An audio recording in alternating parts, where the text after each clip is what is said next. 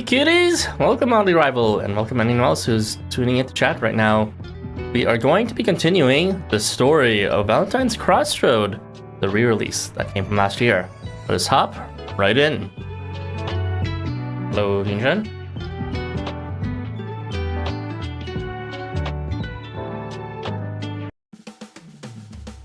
So, where we last left off in the story, we just finished moving the convention, or at least the promo for the convention, to the outside for Hippolytus's flower weaving workshop, or flower arrangement workshop. And it seems it was a great success, and we had a lot of new recruits, and now we are going to see the outcome of that with episode 2 and 3 today. Let's go ahead.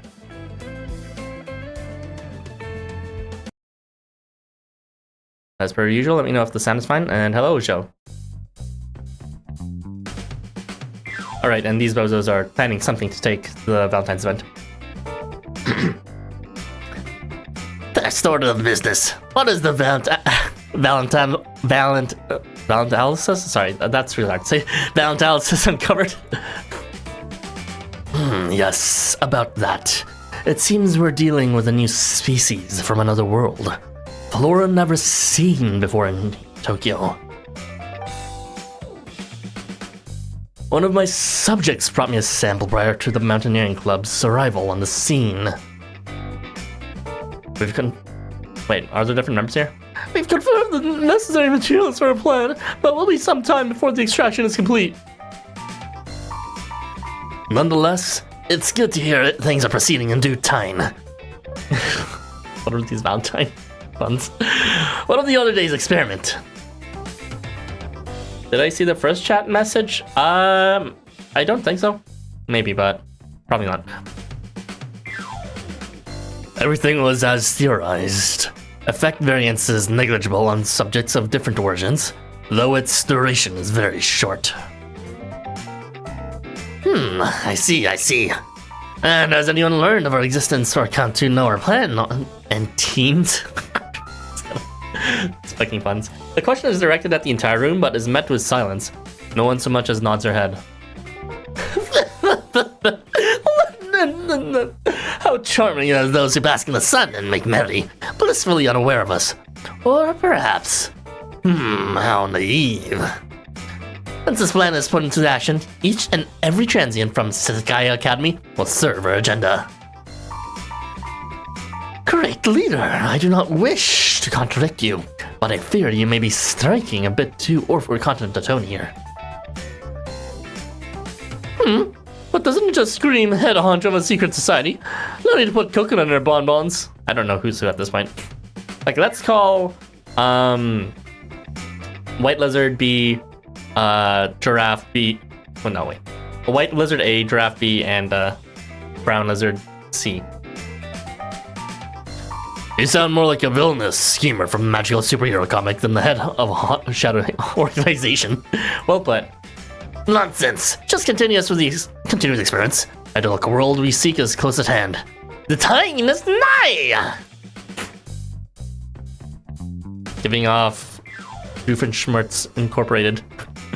Let's work toward bringing our ambitions to bloom and making the name of our organization prick like rose thorns. I'll parry the platypus.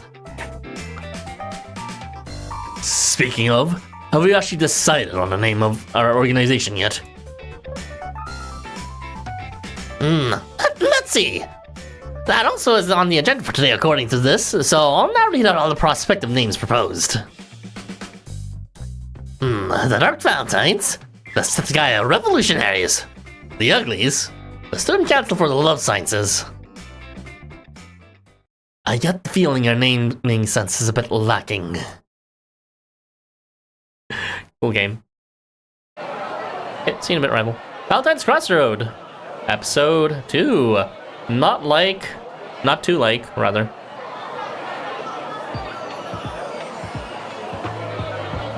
Aww, the romance is blooming.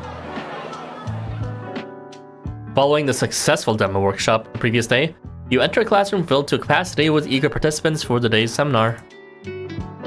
In contrary to the obsessive reactions of the previous day's applicants, today's students focus strongly on their work, resulting in a harmonious and orderly workshop experience. Couldn't ask for a better re-debut. I'm glad things are going well so far. What got into them yesterday, I wonder? The course has only just begun. You're already staring off into space, Arathan. We must be on alert to support Mr. Hippolytus to ensure he does not repeat the behavior Krampus described. Incidentally, are you at all familiar with the latest trends in flower arranging? I've studied up a bit, but have a ways to go. Basically the same year. I actually have some experience with it, but I don't know the first thing about it. These are all contradictory options. I probably should not have read them all out. I see. Well, that shouldn't be a problem. You can monitor the students and leave any technical questions to me and Hippolytus. It seems the instructions has begun in earnest, so let us both work towards its successful conclusion for the day. The two of you walk the aisles of the workshop in sync, remaining equidistant from Hippolytus, so that if anything should occur, either of you can rush to his side in an instant. But at the moment, no students seem to have any questions for the teacher at all, with not a single raised hand in sight. Well, Hippolytus got off lucky this time.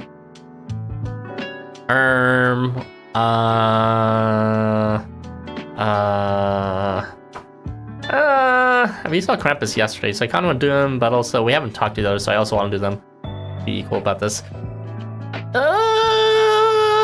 Let's just pick Takamine and Cut for now. Yeah, today's task is way harder than yesterday's. Let's see here. Teach says you gotta do it this way. Seeing Takamine Nakata is struggling so desperately with work, one of the students sitting next to him reaches out. Hey, aren't you one of those guys from yesterday's demo workshop? Wait. You're gonna want to use this first, I think. Was I mumbling to myself out loud? Oh well, either way, thanks for the tip.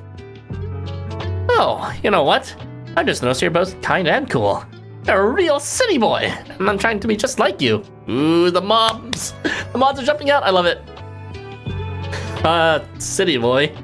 I guess that's a compliment, so, thanks, I think.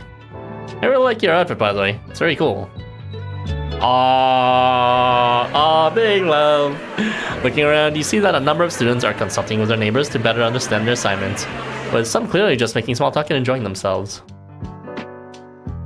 Surprised you have that as one of my wallpapers. Which one is my wallpaper? I don't know, it's my wallpaper. Each student seems to have their own reasons for taking this workshop, and similarly, they each seem to be approaching it with different levels of focus. But they're all having a good time.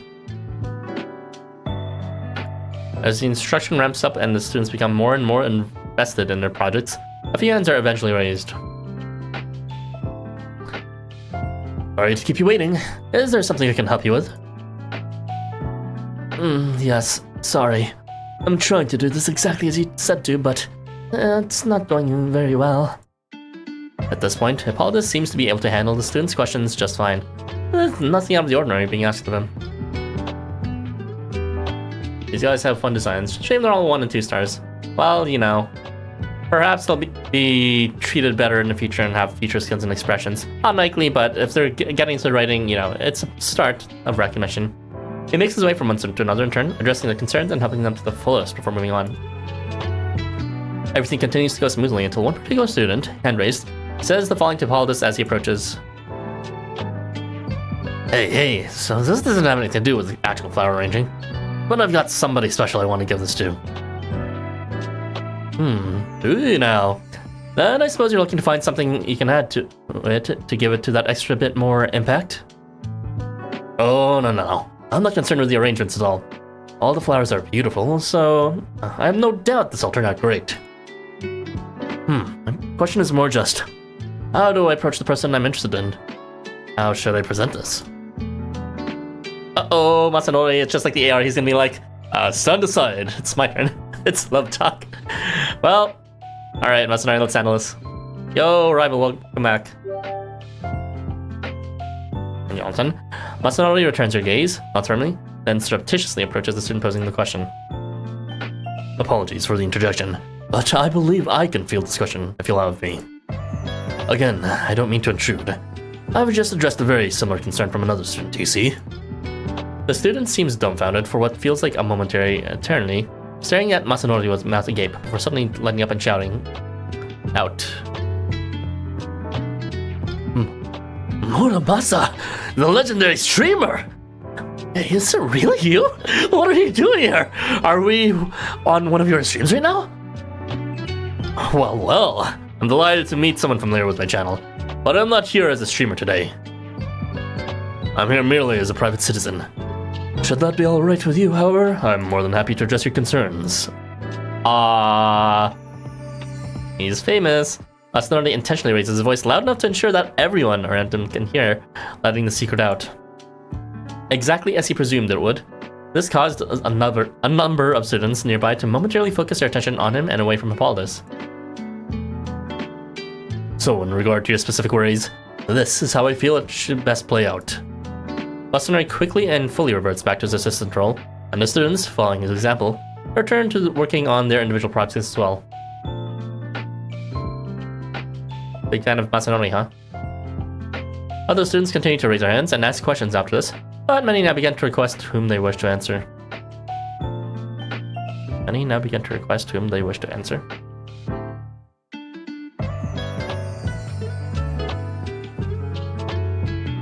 I see, so they have favorite teacher's assistants, maybe? Technical and classroom-related questions tend to be directed towards you and Hippolytus. I see, so they've caught the drift of where love question relations should go. Love-related questions. While Masanori became the de facto choice for any questions of the heart, not specifically related to workshop instruction. And that's a wrap for today. Nice work, everyone. Good job, everybody. Looking forward to helping you out again. The first day of the workshop's re-debut comes to a close, and the students will leave in high spirits, with their personal projects tucked under their arms. That was so much fun! First time seeing newly discovered flowers from another world, too. It's really something, huh? I'm just impressed how easy it was to get the hang of. Reviews online said the teacher was scary, but man, he was great. Right? What was up with those comments anyway? I wonder if they made some changes or something. Masa was there, no less. Did you hear anything about that beforehand? Oh, I should have taken a video of him. Also, it looks like he's constipated all the time. Maybe a bit. Hey, no videos are allowed in the classroom, though. Plus, I mean, you gotta respect the guy's privacy. After seeing the last of his stimulated students out of the room, Hippolytus excitedly pivots on his heels to face you and the others who made their success possible. It's over. The workshop is done for today, and wow, what a fruitful day it was thanks to you all. I shocked and Takamina Katakranpis Masanori and Nathan. He really came through, and the Intermission got skipped. All part of today's work. Even gratitude makes them speak fast. True. Thank you from the bottom of my heart. He really came through for me. She really did save my hide, though. When that question about romance popped up, I thought it was all over. I'm just glad to have been of help, even if only in some small regard. Really, I feel my approach wouldn't have been as effective were Arthur not there with me. I literally just stood there. I somehow knew what you were thinking. My presence was helpful to you? What did I do exactly? You see, my channel focuses on criminal psychology, along with real-life case studies associated with the topic. Sometimes I accept viewer contributions and offer a consultation service of sorts, and love is not an infrequent theme. Oh, I see. That's why that viewer was making such a ruckus about it, huh? I shocked and interject, having thought back on the events of the day and connecting the dots. Masanori nods and puts forth an example from the previous day to underscore his point. I was hesitant to reveal my online identity during the demo workshop for fear of undermining its intent. But today, I welcome the exposure. It ensured the students would turn to me with questions of love, leaving Hippolytus to teach. Wow! You planned that all out? I had no idea. I was just focused on flowers the whole time.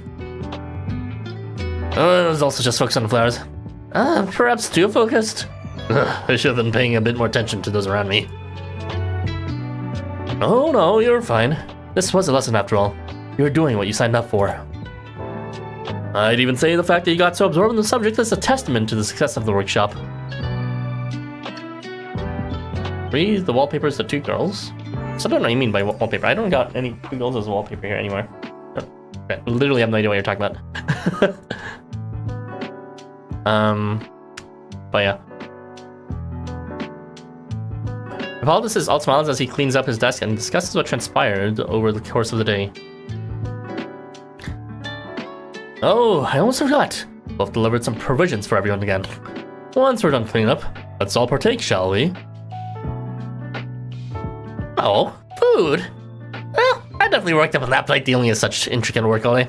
So I'm in for sure. Wait, are these bonafide Sitagai Academy packed lunches? These have been sold outside the school by any chance? They do have the ingredients for that. Not everything has to be marketed. Wolf is really providing for us, huh?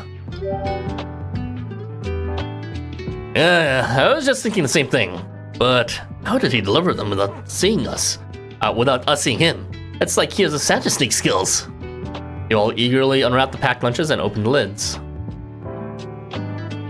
Let's dig in. I'm at a loss where to start whenever things arranged so fancy and pretty in a box like this. Box itself is also real nice, and what it's made of is so fragrant. How can they afford to put all these together? Couldn't say without seeing the bottom line, but since ingredients are all homegrown, they probably saved a lot there. There's also value making things you can't get anywhere else. Same deal with the workshop, really. That sense of exclusivity. I don't know much about the commerce myself, but I will say it's rare to see packed lunches like this around campus. They may be reserved for VIPs and special occasions only. Wolf is a rather magnanimous sort, after all. Lordy serves is known to keep those he deems worth close at hand and well cared for. Perhaps Wolf sees us the same way. If so, then the best thing we can do, and we can give, is to strive hard and fulfill our duties to the utmost. Masanori entreats everyone to listen closely to what he has to say, and begins detailing his thoughts while you and the others are all hungrily devour your packed lunches. The way we conducted ourselves today, by relaying each question or concern to the most appropriate party, seems highly viable. But that could all fall apart if we encounter a student who specifically asks to consult with Hippolytus on matters of love. Therefore, I think it would be best to find a way for Hippolytus to respond to such inquiries in a less off-putting way, no? Takumi Nakata, having already devoured his packed lunch, Jesus Christ, and now just idly poking at the empty box with his chopsticks, chimes in with a pertinent follow-up question. Why is it you're so bad at talking about matters of the heart in the first place, Hippolytus? A stud like you, who's all kinds of cheering, should be getting confessions left and right. I like the Yoyogi football captain. Well, I do enjoy making new friends. Very much, in fact. When it comes to romance and love, I feel a certain repulsion. One of my juniors confessed to me just the other day, in fact, and it left me frozen in my tracks till after the final bell. Yet you still agreed to lead the workshop. Well, I guess you did say you didn't know the details beforehand. Must have been a shock. So is it fair to say your harsh responses to questions about romance are compensating for embarrassment? If so, then I've gone through something very similar. I've lashed out just like that myself when a certain someone was involved. I bet he looks at me. Krampus sneaks a quick glance in your direction. Looking obvious, Krampus. He always does that in every event. He always sneaks a glance at you as he says this before hurriedly averting his eyes. I wonder who he's looking at. The others all stare at Krampus in a wide-eyed amazement, easily picking up on the subtext of his words. It's like a struggle against your own inner shame, one. A part of you has witnessed that you desperately wish wouldn't have been. A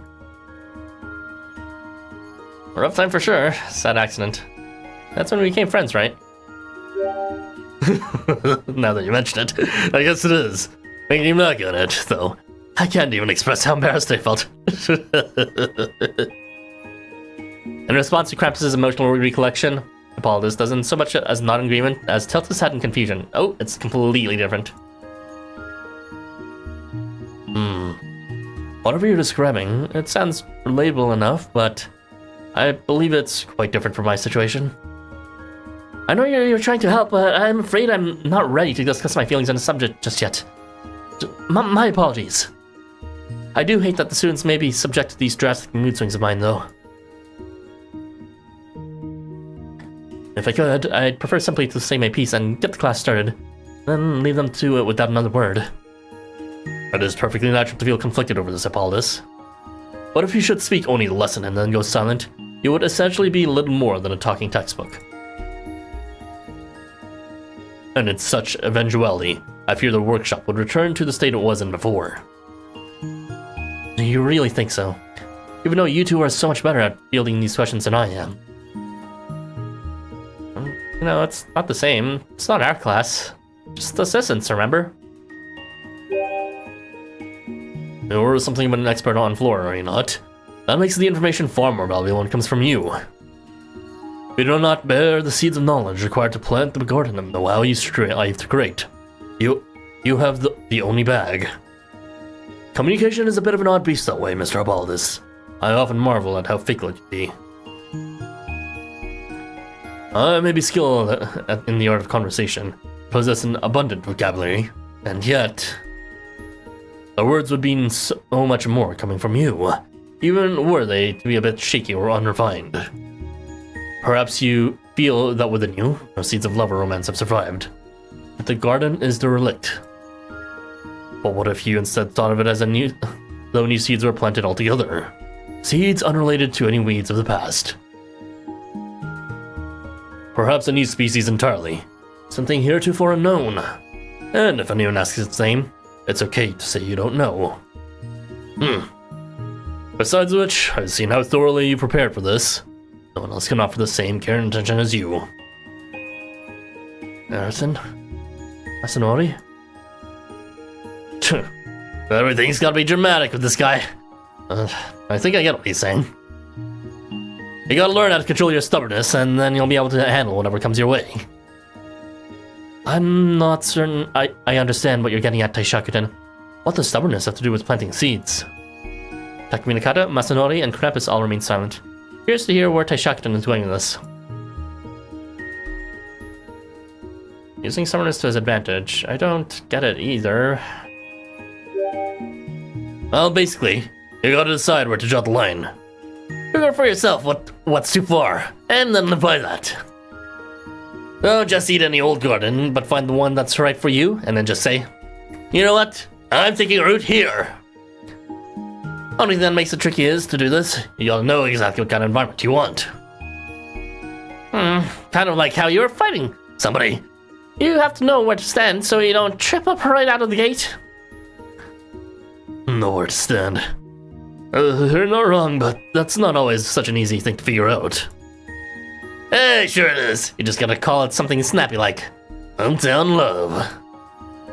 An interesting proposition indeed. But I fear someone such as I would have trouble identifying with it under such a moniker. For the place where I was born and raised holds only memories of shame for me. It is not a part of me I wish to look back upon. That I can definitely relate to. Jesus. That look in your eyes right now. That dead-eye look. Yes, Taishakuten. That was the most illuminating monologue. Thank you. It may take some time, but I'll be sure to carefully think over what you said to me here. Hey, take all the time you need. Masanori and I have got your back. You don't have to pretend, you know. I'm so sorry. I don't mean to be so spineless, but I am truly grateful you're all here to help prop me up. Thank you. Hey, right back at ya. If you weren't helping out, we wouldn't get to eat such amazing food, so I'm as grateful as it can be. With the first barrier cleared, you all continue eating and talking together for some time. All the while, the cheerful voices of the many students enjoying Setai Valentines reach your ears from the outside of the room, and even all the way from the outside of the school grounds.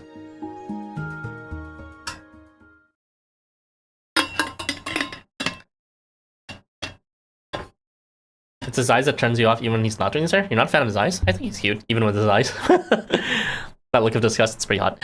And no one is aware of the presence silently, stealthily watching you and the other revelers from the dark shadows.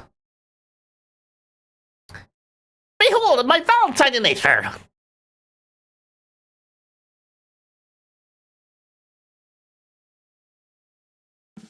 Alright, we are moving on to part 2. Let's do this.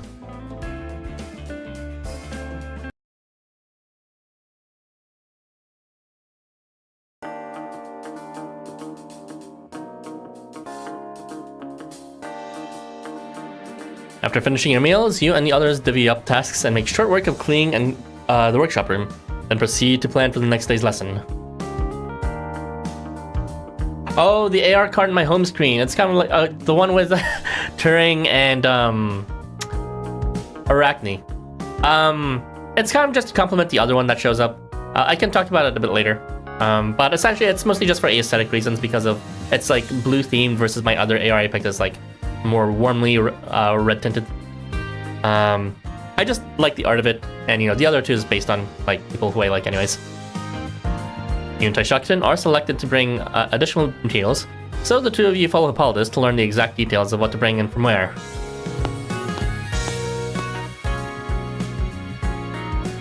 I really appreciate this, both of you. With all the new students, we need a lot more materials for class, so it's a huge help. But before you got here, I was having the opposite problem. I'd prepared so many materials that I was worried they'd go to waste. So, where are you taking us? I don't see anything anywhere around here that looks like a storehouse. That's because it's not a storehouse. And in the short time it took me to say that, we've arrived. Ta-da! Hippolytus leads you to the building just off the courtyard where all the various cultural activities take place. He opens the door to the room nearest the entrance. Ooh, God Reading Center. It's a flower shop in the school. Amazing space. This space is, as you may have been able to guess, a designated club room for Setagai's horticultural club. Wow, it's really something. Looks like you can open a new shop here any minute and make some serious scratch. I'm glad to hear you say that, Taishakutan. That was the idea. This room was designed to look and feel like a flower shop. We hoped it would help call attention to the visual presentation and foot traffic patterns for those who seek to be future florists. Interesting. Already planning for after graduation, huh? Experience counts for a lot in this trade, so that's a wise move. Or as someone who speaks and acts all spacey, you really got your stuff together as club president. Hey now, I think you're overstating things a bit. I'm not spacey. Well, you're more reliable than you seem. I like that spacey part of you myself. You could sense the real things in a bit. My students have said the same thing to me before, actually. Anyway, let's put all of that aside before I get angry and get the materials we need back to the workshop room, shall we? Next stop, the greenhouses. Pride of our school. One of many, since our chairman is a bit on the avaricious side. Apparently the chairman is Perun, but I think they implied he was also like what's called the headmaster of the school? I thought Perun was a student, not a teacher. I don't really know how it works out. I get that. I noticed. That's Perun for you. Huh? You know the chairman here. Oh, wait, scratch that. You know where you are then, so of course you do. Yes, that's why Voltov seems to treat you different. As you both run with the elite. Hope you don't bend a knee to him at least. I hate people who think they're better than us. You and Taishakutan, each with an armful of teaching materials in tow already, continue tailing Hippolytus. I guess this must be a loop in which, what's called Perun didn't hate our guts. I don't think he hated us, but he's not exactly, he was not under the best impression when he were in chapter 13 with them, I believe. He leads you out of the clubhouse and toward the experimental farmland, and the scenery around you quickly becomes filled with a large number of greenhouses. Entering one of them, he proceeds over toward a section by the window where a variety of pod plants of every shape and size are neatly lined up. My, aren't you all looking nice and healthy today? Thanks for showing me your best. Oh no, I kinda hate how the animation keeps on skipping. There's nothing amiss with any of you, right? You don't seem to like where I put you very much, do you? Well then. Leap! Whoa, did you just seriously lift that huge plant all by yourself? I sure did. I keep on skimming animations because this game's a bit buggy. Bod is the headmaster too. That is he? That doesn't even make sense. What the fuck? He's a student, isn't he? I shocked you here. Watch my stuff. I'll be your eyes, Hippolytus. Many thanks. Also, we keep this flat pot bright and we'll take a bit deeper in. What's Holdy say early on? Only problem is now that it's in my arms, I can't see what's in front of me anymore. I see. You've always been dedicated to the energy farming awakening that you're still in the chapter 5 in the story. Ooh.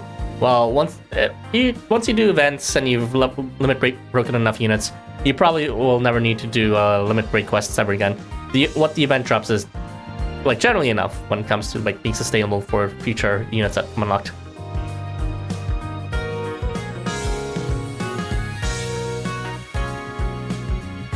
Many thanks. If I'd bumped into anyone or fallen over while carrying that, it could have been a disaster. Should have said something before you picked it up then, honestly. Can't tell if you're really thinking things through sometimes. Though you do make it crystal clear how serious you are about this. Well, sorry if it came kind of rough when we first met. What? Taishakuren, are you alright? What's gotten into you all of a sudden? Just kind of a nasty habit of picking fights with people, particularly if they seem like they can hold their own. You think Hippolytus can hold his own?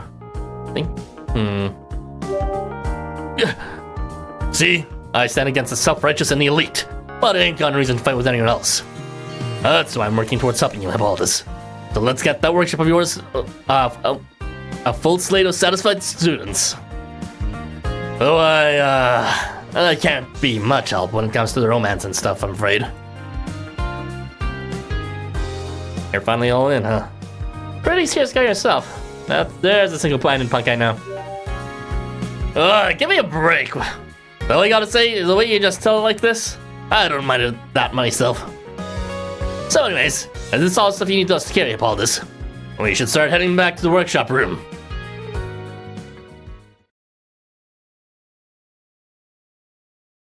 The three of you retrace your steps back toward the event space designated for the Setegaya Valentine's workshops. As you pass through the courtyards, you stumble upon two students arguing quite fiercely with one another. You think you can confess to Vols like Vols? I love the mobs in this game. Oh my god, we need more of them like this. Your love don't even try. Can't you see that I'm way better suited for him? I'll have you know I eat my fruits and veggies raw every single day. Oh wait, this is the same person talking. Oh my, that's just about enough out of you. Every word you speak only further cements just how unsuitable you really are. It's only by cooking ingredients that their essence and the love of the chef preparing them can be felt. Everybody knows that. Oh, really going on at it.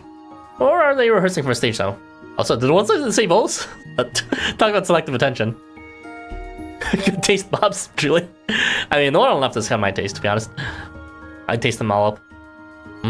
There is quite a bit of tension in the air. Perhaps we should intervene before a fist fight breaks out.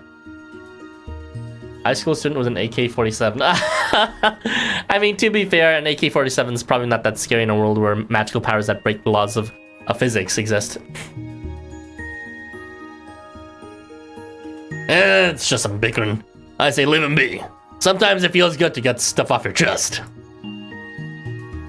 But if they do come to blows here, it could reflect poorly on Workshop. Though I guess it wouldn't matter much. You, Hippolytus, and Taishakuren, now stopped in your tracks, continue to observe the adversarial students while trying to figure out what to do about them. But before you can reach a decision, one of them makes their move. This is getting us nowhere. If you want to figure out which of us is worthy at this point, we gotta lay all our cards out. I challenge you to a duel. Winner gets to confess to Volos. Both students immediately, frantically reach into their pockets, swiftly withdrawing their white gloves. With which to properly declare a duel, of course, everyone has those. But just as they throw their gauntlets. What? What? I missed. Alright, his power makes attacks they redirect him, I believe. That did it. Well. I over your old conversation. Having a little duel, are you? Trying to slap each other with these here gloves? What are you thinking? How could you have missed me from this distance? Huh? No, there's no way my aim's that bad. Don't try to pin this on me. There has to be some kind of mistake here. There's no mistake. The second your gloves shook me, your fate's are sealed. I, Taishakuren, accept your challenge. We shall duel. Taishakuren, I'm a dog of Shimata. Taishakin is known for fearlessly fighting the leaders of the other schools and being able to silence even crying babies with his intimidating posture. Seeing him before their very eyes and having slapped him with dueling gloves, no less, the two students think back and cower in fear. Come to think of it, you said you were dueling over somebody else, right? A student from the school named Volus, was it? Guess that means once I'm off the floor with you two, I get to be the one that claims that prize. Blows somewhere around the corner melting hearing this. No!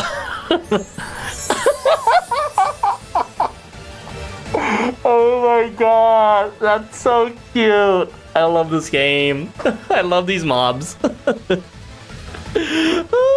my god, What's that? You won't cry before battling. I like it. I like it. Makes me feel like something's big's about to go down. But you don't strike me as leaders among the ruffians here, so I tell you what, I'll let you have a handicap.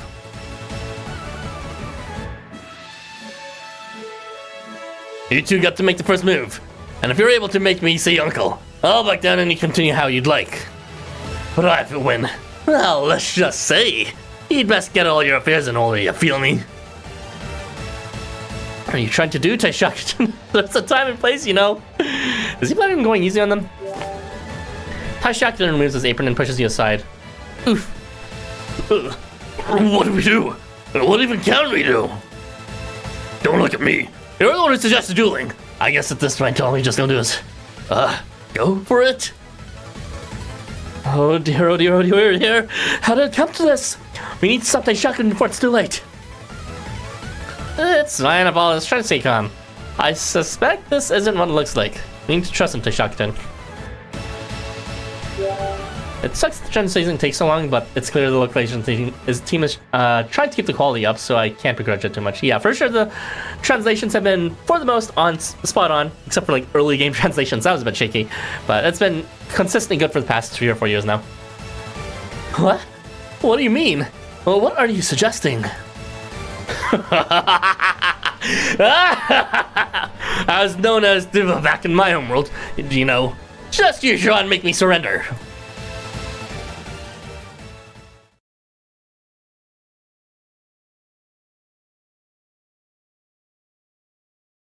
Do that battle sequence in.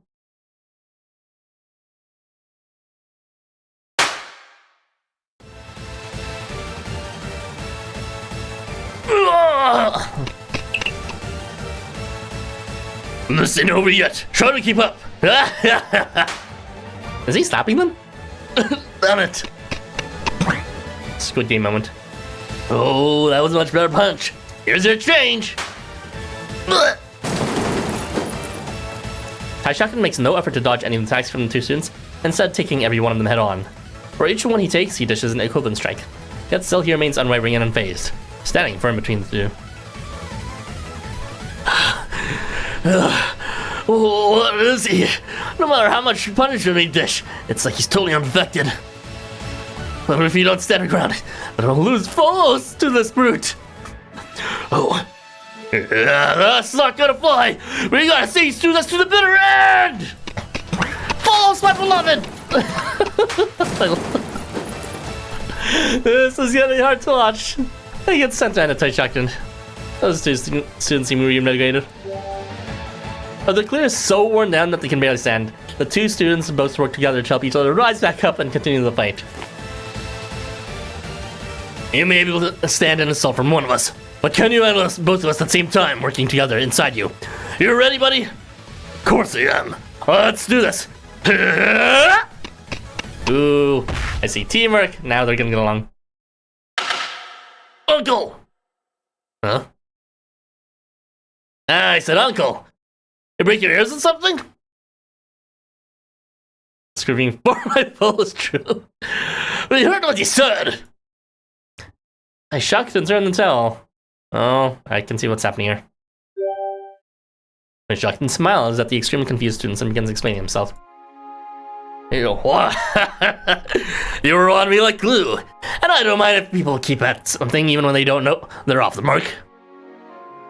But I'm not the one you should be putting your energy into, am I?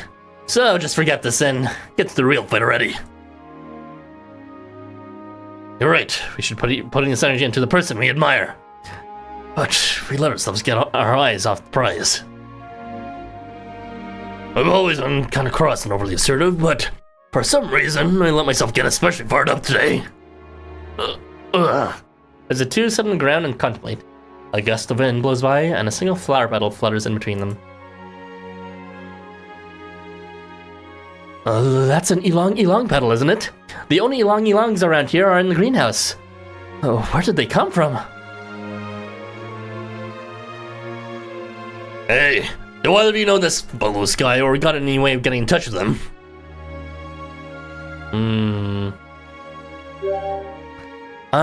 Yeah, I do talk to Volus every now and then, so I have his contact information. Okay, in that case, assuming you'd be cool with it, could you, maybe introduce these two to him? Ooh, Volus' harem grows.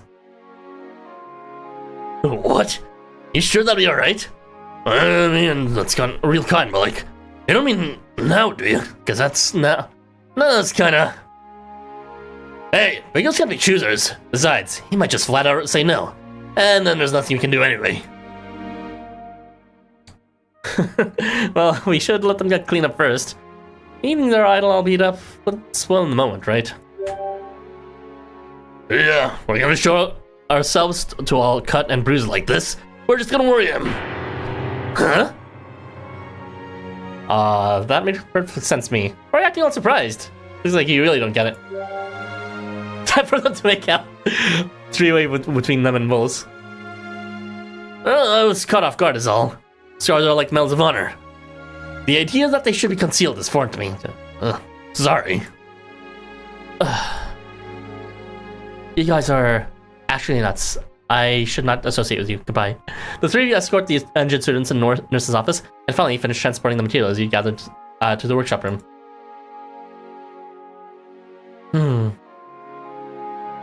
What's up with all this? I've been sulking ever since that fight. My apologies. I've been thinking about my time back home. Your homeworld? Something you can talk about. You want to know about my homeland? Well, that's fine, though I must warn you, it's not a particularly interesting story.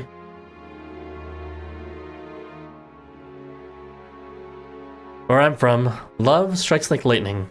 When you love, you act upon it without regard or hesitation, and it is deemed right.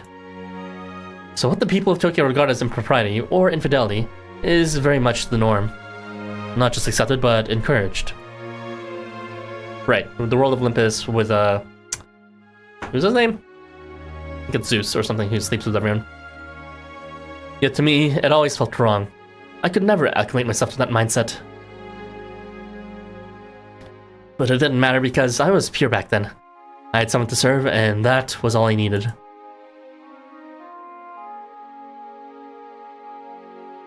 Sounds like Olympus, yeah? So, is that why you came to Tokyo? You got so fed up with the way things were going down over there? No, nothing like that. Well, it's more like I became a fugitive, if you can believe it. I was driven from the land. Driven from the land? Was it like with Arachne? And how can you be so peppy about this? I think Arachne was driven off shortly after her kerfuffle with a person who made her like that. I don't even know. Well, you see, I'm a little ashamed to admit it, but I used to be an anti-love extremist. Okay, Aizen. Ooh, what does that look? Oh my god, look at that bad boy look. He's gonna fucking shove his dick in his ass while saying, you better not fall in love with me. I am falling in love with him. Alright. I made many errors and judgments at the time, such as picking fights with anyone who sought to blend their fate with my own. And let's just say I happened to make the wrong person very angry with me.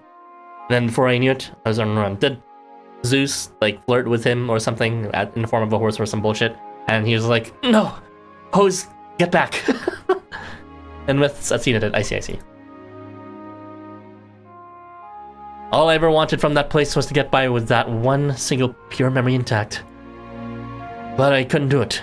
And with that in mind, Tai Shakuten's words really knocked me for a loop, you might say. But you've done so much for me, I feel bad even saying this. Hippolytus. You were an anti-love extremist. I swear it's always the quiet ones. What's the matter, Taishakutan? Hippolytus. What you did back in your homeland would probably be considered bad there. Evil, even. Thing is, when given a choice, I always pick the dark side myself. Righteous people may not like it, but I roll with evil. So if anybody ever gives you lip or calls you fake or something, I, Taishakutan, pledge that I'll make them eat those words. You're very kind, Taishakutan. You empathize with others and share their rage as if it were your own.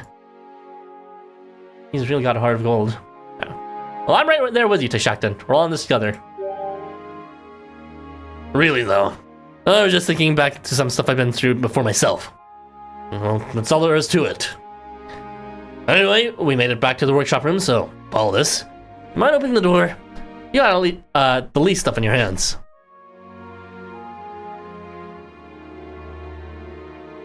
Ramp is making the creepy-ass expression as usual. As soon as the door is unlocked, Taishakutan bursts in and delivers a hearty, "We're back!" to the others. I don't really know much about Taishakutan's homeworld. I want pride, though. Yeah, I forget his backstory. Supposedly, he's like a fake Taishakutan, although he gets angry if you call him out as a fake. I mean, he's kind of real, but it's also like he's it's a very syncretic kind of deity that doesn't fit the description of a lot of people's ideas of what Taishakutan is supposed to be. So, I forgot how it turned out in chapter 14, I believe. Or was it 13? Probably 13. That night, just as you're about to settle in for a well-deserved sleep.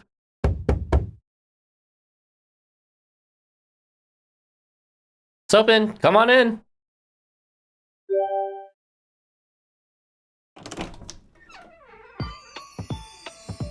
Hello, the choices are back. The choices are back.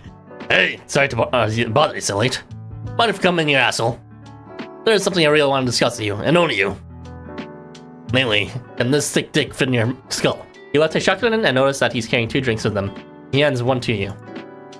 Your room doesn't have a seat for visitors, so he just plops himself down on the floor, crossing his legs as he does so. So, what's up? Give me the alert. Who's your crush? Are you confessing me? Hey, don't get around. I ain't here to talk about anything lovey-dovey. I just need you to listen to close to what I'm saying, okay? Think about what time it is anyway. What are you doing making me raise my voice? I'll be raising your voice all night, that's for sure. Taishakutan continues in hushed tones, being mindful for those in the surrounding rooms at this late hour. Oh yeah, Hippolytus was... Oh yeah, this is good backstory. Tell me more about Hippolytus. Hippolytus was the archer of Artemis.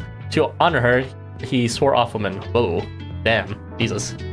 Well, good thing I'm no woman. I just wanted to be clear about why I rejected the offer to join the Summoners. Direct to you, the Guildmaster. Well, it wasn't about you. No matter who invited me, I'd have said no, because I want nothing to do with the map battles. So none of these characters are one-to-one transplants, but just reinterpretations as high school students or something?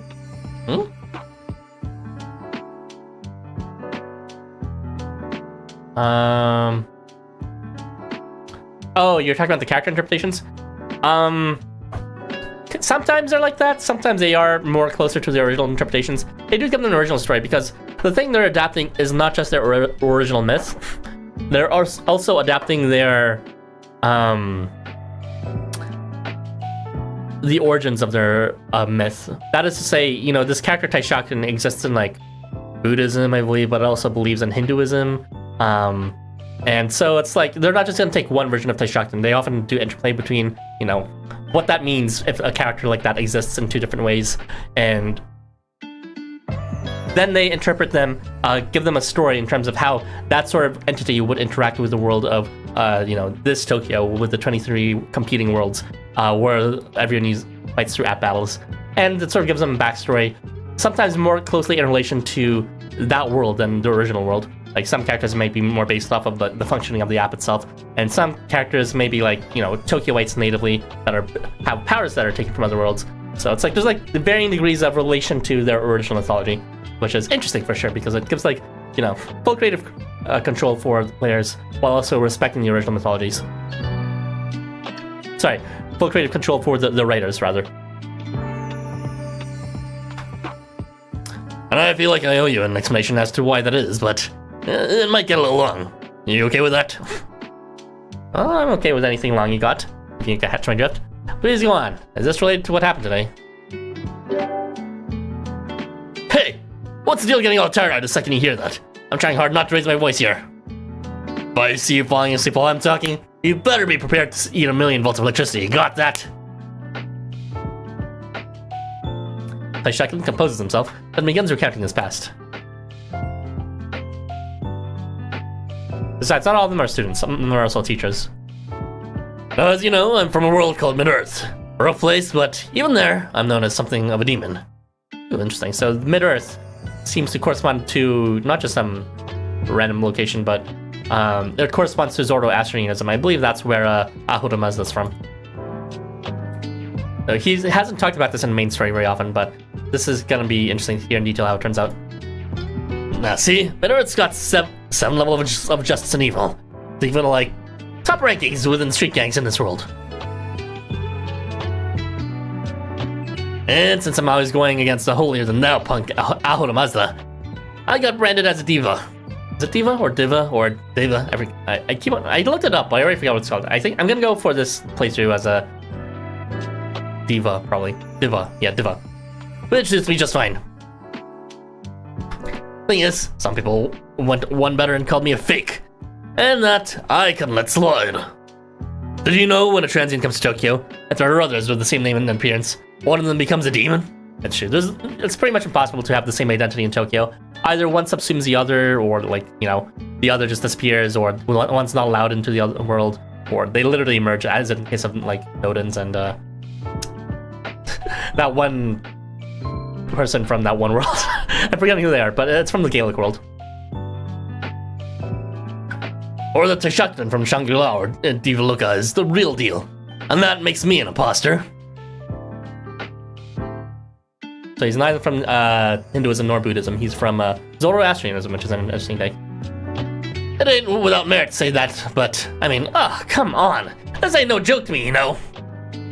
I've lived my whole life evil, but real evil. Pure, intentional evil. Ain't nothing fake about it. I was furious. I took it out on anybody and everybody who crossed my path. But no matter what I did, I couldn't get away from it. I see, so it seems like Taishakten, or at least, in the very least, his origins within Zoroastrianism, which is what is being applied here, seems to be more of a malevolent entity than how it was syncretically adapted into Buddhism or Hinduism. I'm actually not sure which one's the original, but in essence, this Taishakten, as malevolent as he is, exists on his own terms as his own Taishakten. It didn't even stop after I came here as a transient, since opposition itself is a big part of my role. And what's more, the other people in the other world who look like me, they all got partners. They all got somebody to be with. The ultimate rival to stand against. The ultimate ally to stand with. Both of those are one of a kind. Ain't no two alike in the world. But me, I alone, was separated from my ultimate rival. So I did what anyone would do in that situation. I cut myself off from my own identity. Okay, that Goku moment.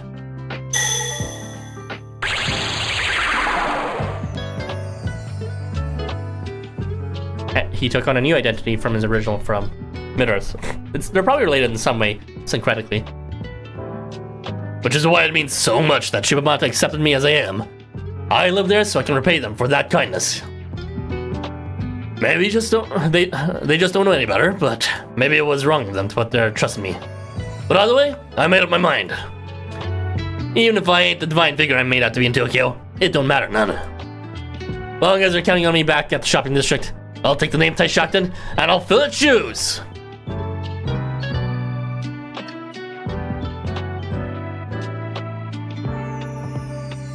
Even through the ringer, huh? That's true hometown pride right there. Taishakten takes a big swig of the drink he brought with him, then continues. So, the reason I ain't getting myself mixed up in the app battles is out of respect for my hometown of Shibamata, Katsushika. I plan to keep on living on as just another Shibamata resident, sent into the shopping district as all the others. If I get into a fight, it can only be for the people of Shimata or for myself. And if I start playing capture the flag with all them portals, the lines start to blur. I want nothing to do with the guilds or the app. Interesting. So essentially, the moment he sets loyalty to a guild, he can no longer do it to the geographic location of Shibamata, which is his true allegiance, because they welcome them as Taishakuren. Because, you know, it is wholly contested consistently, the portal system. It's kind of wild after all this time, we never actually saw like a physical sprite of a portal. But I mean, I get it's like a location, but, you know, some sort of market to say this is the location would be nice other than just saying, here it is on the app. Taishakuren takes another swig of the drink and shifts gears, taking on an altogether more serious and somber tone of voice. Ooh, his butt buddy, his friends with a lot of benefits. I do cherish the friends I've come to know here in Tokyo. And the other day's the first time I have ever actually been invited to join a guild. I always knew the day would come when my personal policy would be put to the test, but it came a lot sooner than I expected. Oh man, how much I would love to have read the sweet juicy buns again. So I thought about it. I mean, I really mulled it over. To be honest, I still feel conflicted about having turned it down. If the situation were dire and involved all of Tokyo including Shimamata, there is a good chance I might have gone for it. Chapter 13. Okay, sure. I might sound like I'm rambling old fool right now. It ain't making no sense just talking in circles around you. Are you opening up to me? You know you're always cold in my eyes. Taishakuren generally strives to come across as a pure delinquent, self-confident and self-assured in all matters and toward all parties. The significance of him opening up to you here and now is not lost on you, and clearly indicates that he is comfortable enough around you to expose what little vulnerability he does have. But it's as you consider this that you realize he's likely waiting for you to respond in some depth to this outpouring of emotion and personal history. No! I understand, Joyce! Be very careful of what you say, as it will most likely have a profound impact on him. Jesus Christ. Jesus, what is this shit? I kind of want to see what the other thing is, despite being the obviously wrong choice. Taishakuren is Japanese name of Indra, but Indra is sometimes worshipped as Susanoo or Tsukiyomi. Be nice. Yeah, we'll be nice, of course, but like, I am curious, because if this is a dedicated choice, it should have a dedicated different dialogue too, even if it is the worst one. I want to take care of you though. God, imagine if all these choices knock aside from Hippolytus' ending. He's like, you've been a mega slut. I cannot accept your cheeks.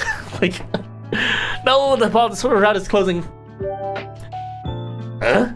You mean like, you'd help me out of a shopping trip if I joined the guild?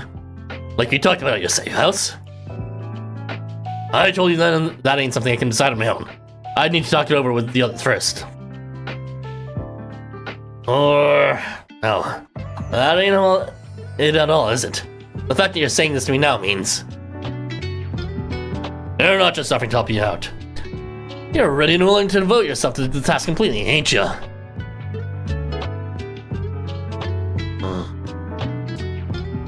Well... thank you. If you're not serious about this, then we'll give it some serious thought too. Just need a little more time. Taishakuren screws the top back on his drink and stands up, then extends his hand toward you.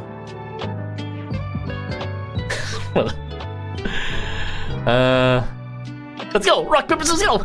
Taishakuren sees what you're attempting and quickly crumples his hand into a fist. Predictably, he's throwing rock. From tonight onward, I'm thinking of you as someone extra special to me, Earthen. Here's to lots more fun times. You see Taishakuren off, then closes the door to your room. When you turn back and glance at your desk, you notice for the first time a beautiful flower arrangement sitting there, next to the drink bottle he brought for you.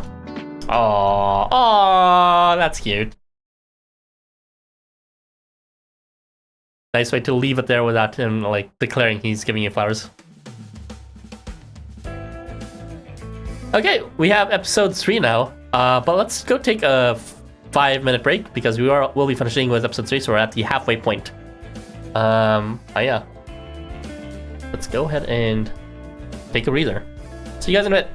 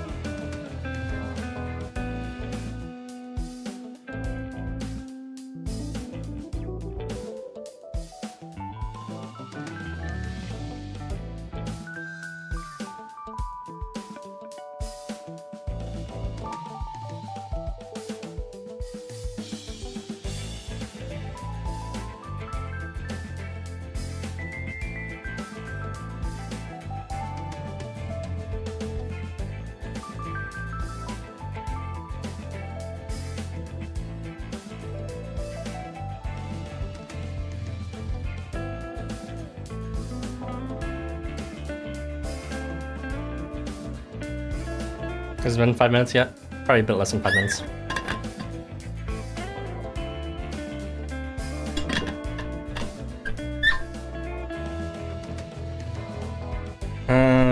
I guess this is enough time.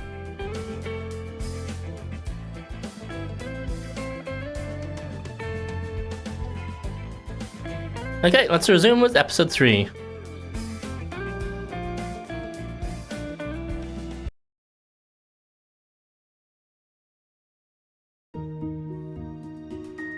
Oh no, the Takamika episode. So, why do I want to be a city boy so badly? Simple. So I don't embarrass myself as one of his lackeys. Whose lackeys? Well, that would be Master Okuni. Oh, wait, no. He prefers to be called Master Onamuchi now. And should he, the former ruler of the world, return to power once more in this place, I need to be certain I'm worthy of him. I thought his original reason was so he could attract club members. How does that old saying go? So many countries, so many customs? Different strokes for different folks. I've got a lot to brush up on. Does that make sense? And might be the same people now that as we were back then. But the way of thinking and the value system here are so very different. Alright, to conduct myself in Roppongi as I did back at the lake. The reception I'd receive would be a different story as well. So at the lake, I believe he was challenged by some bozo, one of the children of Amaterasu, to, you know, see the lands of the earth or something. And then he accepted the challenge after like lifting some boulders, and then he lost both arms thereafter, losing very badly to Amaterasu's child, which was one of the steps that led to the seeding of the land. I forget what it's called, the something no kuni. Yuzuri kuni, something like that. And if others were to point and laugh at me because of it, it would be no different than if they were pointing and laughing at Lord Onamuchi. Now that would simply be inexcusable, and so I strive to live my life in Tokyo as a hip city boy. Would I still do anything for Lord Onamuchi, asked me. Of course I would. Chapter 13 foreshadowing. This is clearly taking place before Chapter 13. And not just because I'm grateful for him taking good care of me and giving me this opportunity to serve him. He also once entrusted me with his full authority in a time of great struggle, back when he sat at the very top of the world. He told me I should take over for him if anything were to happen. And then added to that, win or lose, my decision is my own, and whatever it may be, I'll support it. And lose did he do. So you see, the choice has been left in my hands. The finer details of it all are still beyond my comprehension, being the simple man I am. But I know that I was done a solid, and I intend to return the favor. I want to make Lord Onamuchi proud.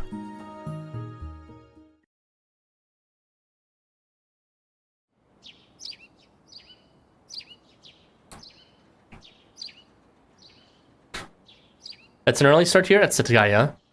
It may be slack season for farmers, but morning training begins at sunup nonetheless. By the time you wake up and get to the cafeteria for breakfast, the other students are already busting their tables and leaving.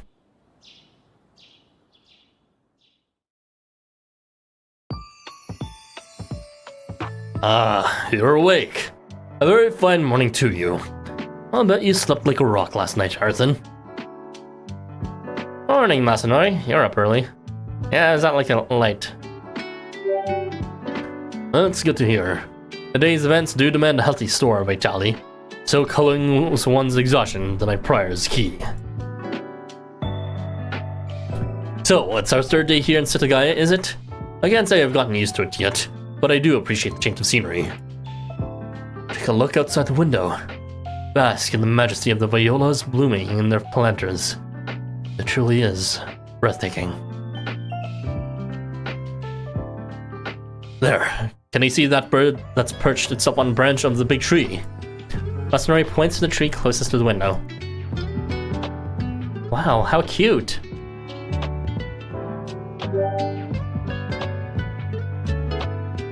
You can't quite see where Masanori is pointing, so leveraging that fact, You squeeze in close to him and try to get a better vantage point from as close to his line of sight as possible. My, you do have quite the precious side to you, Arthur. But I've taken up far too much of your time with this frivolity. You still need to get some breakfast, didn't you know? Take your time, choose well, and enjoy. At Masanori's urging, you head over to the breakfast buffet to make your selection, when you suddenly hear someone else burst into the room. I am so hungry. After moving my body to warm myself up, nothing sounds better to me right now than some good hot food. That was a really good exercise session, though. Thanks for tagging along, Krampus. No, it was nothing. I was planning to go jogging myself anyway. Staying fit during the off-season as well for us Sanders. Yo, morning, you two. He's 40 times through, sure, certainly. You've already exercised this morning. Yeah, we ran the entire perimeter of the school grounds. It's much larger than we thought, though, so we only did one lap. Right? I couldn't believe how big this place is. Didn't know if we'd ever make it back to the dorm. Running an agricultural and forestry academy is no joke. All this nature really reminds me a lot of my time at Lake Suwa, where I got my arms cut off, eventually. Anyway, good morning. You haven't seen anyone else, have you? Besides, Masanori there anyway. Taishaka and Hippolytus, I mean. They may be engaged in early morning activities, like we were.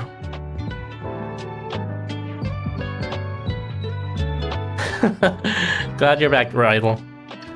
Well, that is precisely correct. When I arrived here at the cafeteria, they just finished their meals and were off to tend plants. I'd have expected Hippolytus to take care of such things himself, but Taishaka expressed great interest in joining him. They will return to the dorm when finished, however, so I'd suggest simply enjoying a leisurely breakfast in the interim.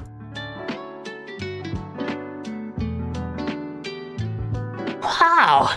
So who are the only ones who haven't eaten yet? Well, don't tell me twice. Let's go get some grub. This buffet, was it? Where you can take whatever you want and however much you want?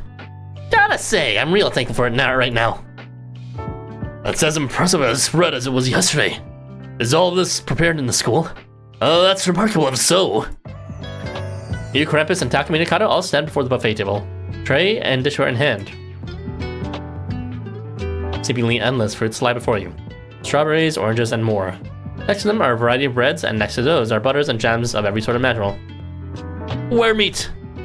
Beyond all those trays are filled to the brim with sliced ham and cheese, boiled egg, salad, soups, and more. Now we're talking.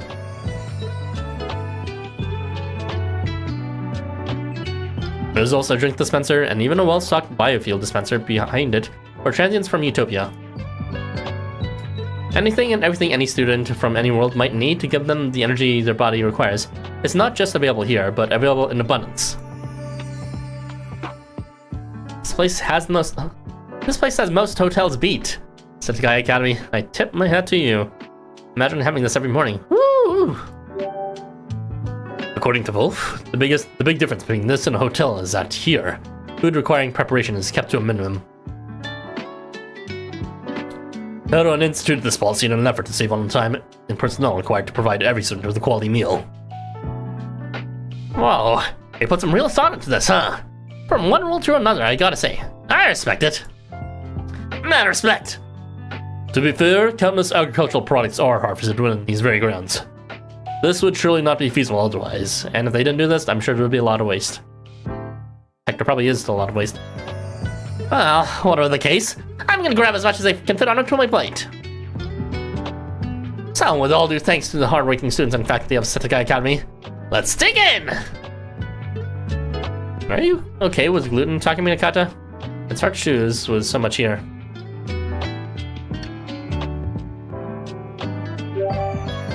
How about letting me choose for you? Just let me know if there's anything you can't eat. Krampus takes a big roll and cuts it in half, then butters the surface and adds several pieces of ham and cheese. Once that's done, he asks for your preferences, then proceeds to make it a sandwich for you as well. After plating it, he fills the empty spots on the tray with fruit, salad, and soup until you find yourself with a complete, balanced, and quite enticing meal fanned out before you. Ooh, what a great looking breakfast! I kind of want you to make me a sandwich like that too, Krampus. Sure, I can do that. One probably won't be enough for you, though. So I'll make two, with different fillings. The three of you take your heaping trays of food over to an open table where Masanori is waiting. He looks on in amusement at the sheer quantity piled upon them. Although I've already finished, I thought I might yet remain behind and keep you company as you eat. Masanori is too posh to be eating in front of us. It brings me great joy to see you all enjoying yourselves so. Makes getting an early start all the more rewarding. You really are a cultured sort, huh, Masanori? Even your fashion sense is elite. I ought to take notes. He does look rather dapper, doesn't he? You've got a distinct style yourself. Perhaps his new outfit does not look good, so I'm not gonna pick that one. But yeah, let's go compliment document kinda. It literally says city boy, are you kidding me? He's a bit too into it. I'm a real boy now! Real city boy!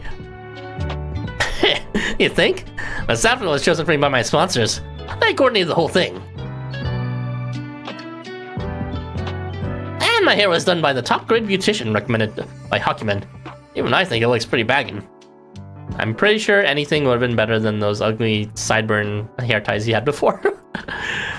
As you continue to eat and chat, you see familiar figures off in the distance. It seems Apollodus and Taishakuren have returned from their errands tending to the various plants around the school. Hey, eating breakfast, huh? Perfect timing. I'm gonna put on some tea if anyone wants any. Apollodus, you don't mind if I put on some hot water in the spot here and steep some of those weeds we picked, do you? That's fine, but I do wish you'd call them herbs. It sounds a lot better. Good morning, everyone. Taishakuren's quite taken to his studies now. He wants to explore the difference in taste between fresh and dried herbal tea. And these really are herbs, right? Like, they're medicinal. There was a field of wild herbs near where I'm from, see? And I think a business where people could drink or buy tea made from something similar could really catch on here. Right.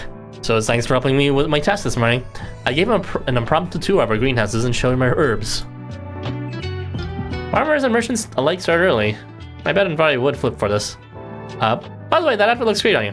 Right, I did forget, but apparently Taishakuren is part of the Setagaya Business Academy, so it makes sense that he's into business ventures. Also, apparently his entire thing is protecting the shopping district of Setagaya. Shibumata, rather.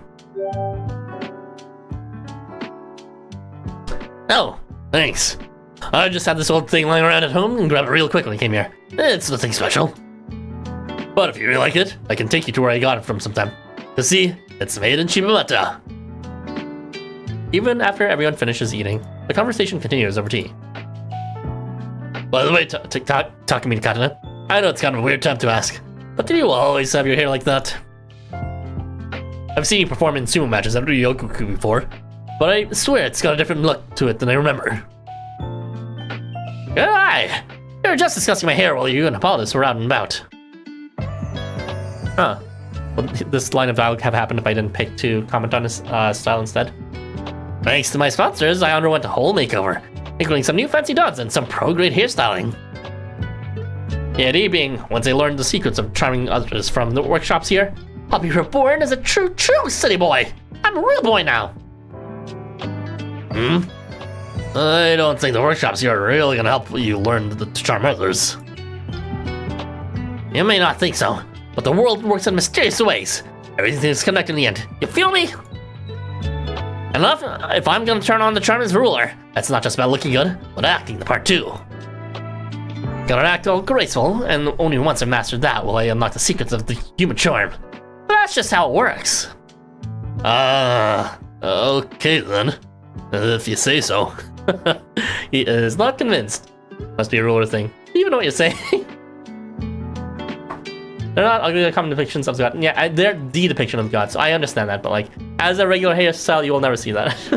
I understand that his hairstyle is literally what Takamine Kata is, but, you know, if you're gonna be putting him in an everyday setting and he's trying to be a city boy, it's understandable he's gonna ditch the haircut, so to go for something better. Haven't a clue? See, everybody who gave me advice on this was confident about it. I just started to feel confident too. Even though I didn't get it.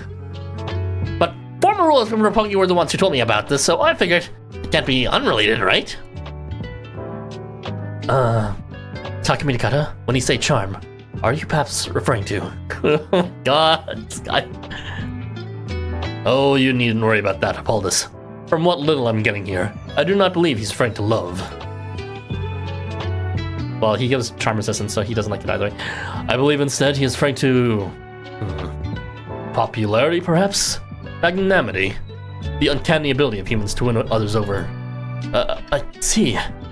But how in the world does that relate to the workshops I'm leading? Masanori engages in what can only be called damage control in an effort to quell Hippolytus' sudden unease. As you are no doubt fully aware.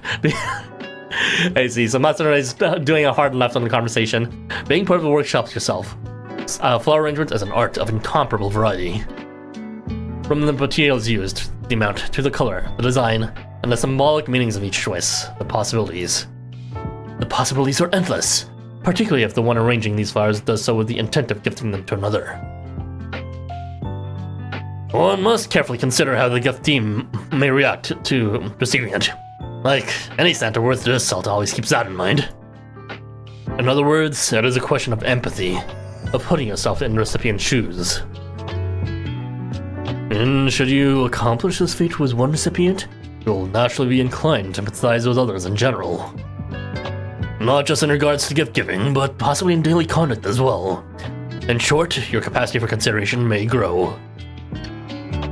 And those who can show consideration for others are more likely to be relied upon and even beloved by others in the end.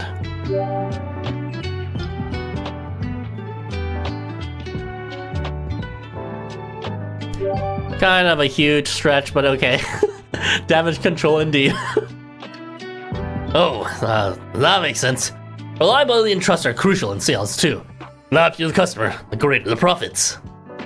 Additionally, this workshop is not just about flower arrangement, but the natural sciences in Tokyo's 4 seasons as well. Essentially, through these courses, Takumi Nakata is bettering his own cultural understanding of the world around him. If you say so. I mean, it's true, but like, it is a stretch. Maybe you're right. When Sasanko gives me that flyer, maybe he was really telling me I needed to be a better Tokyoite. Surely that's what Sasanko meant, of all people. Thanks, Masanori. I understand what I'm doing here a lot better now. I'm not gonna change how I do anything, but knowing how my peers in Roppongi are supporting me, I guess I gotta keep at it. I too offer my full support in that case, and if I can do anything to help further, please don't hesitate to say so. You have my support too, and to me, you're already very cultured. If only we could get some more club members. Hey, no worries there. I forgot out this course can make people more cultured Tokyoites. Other club members will come flocking in.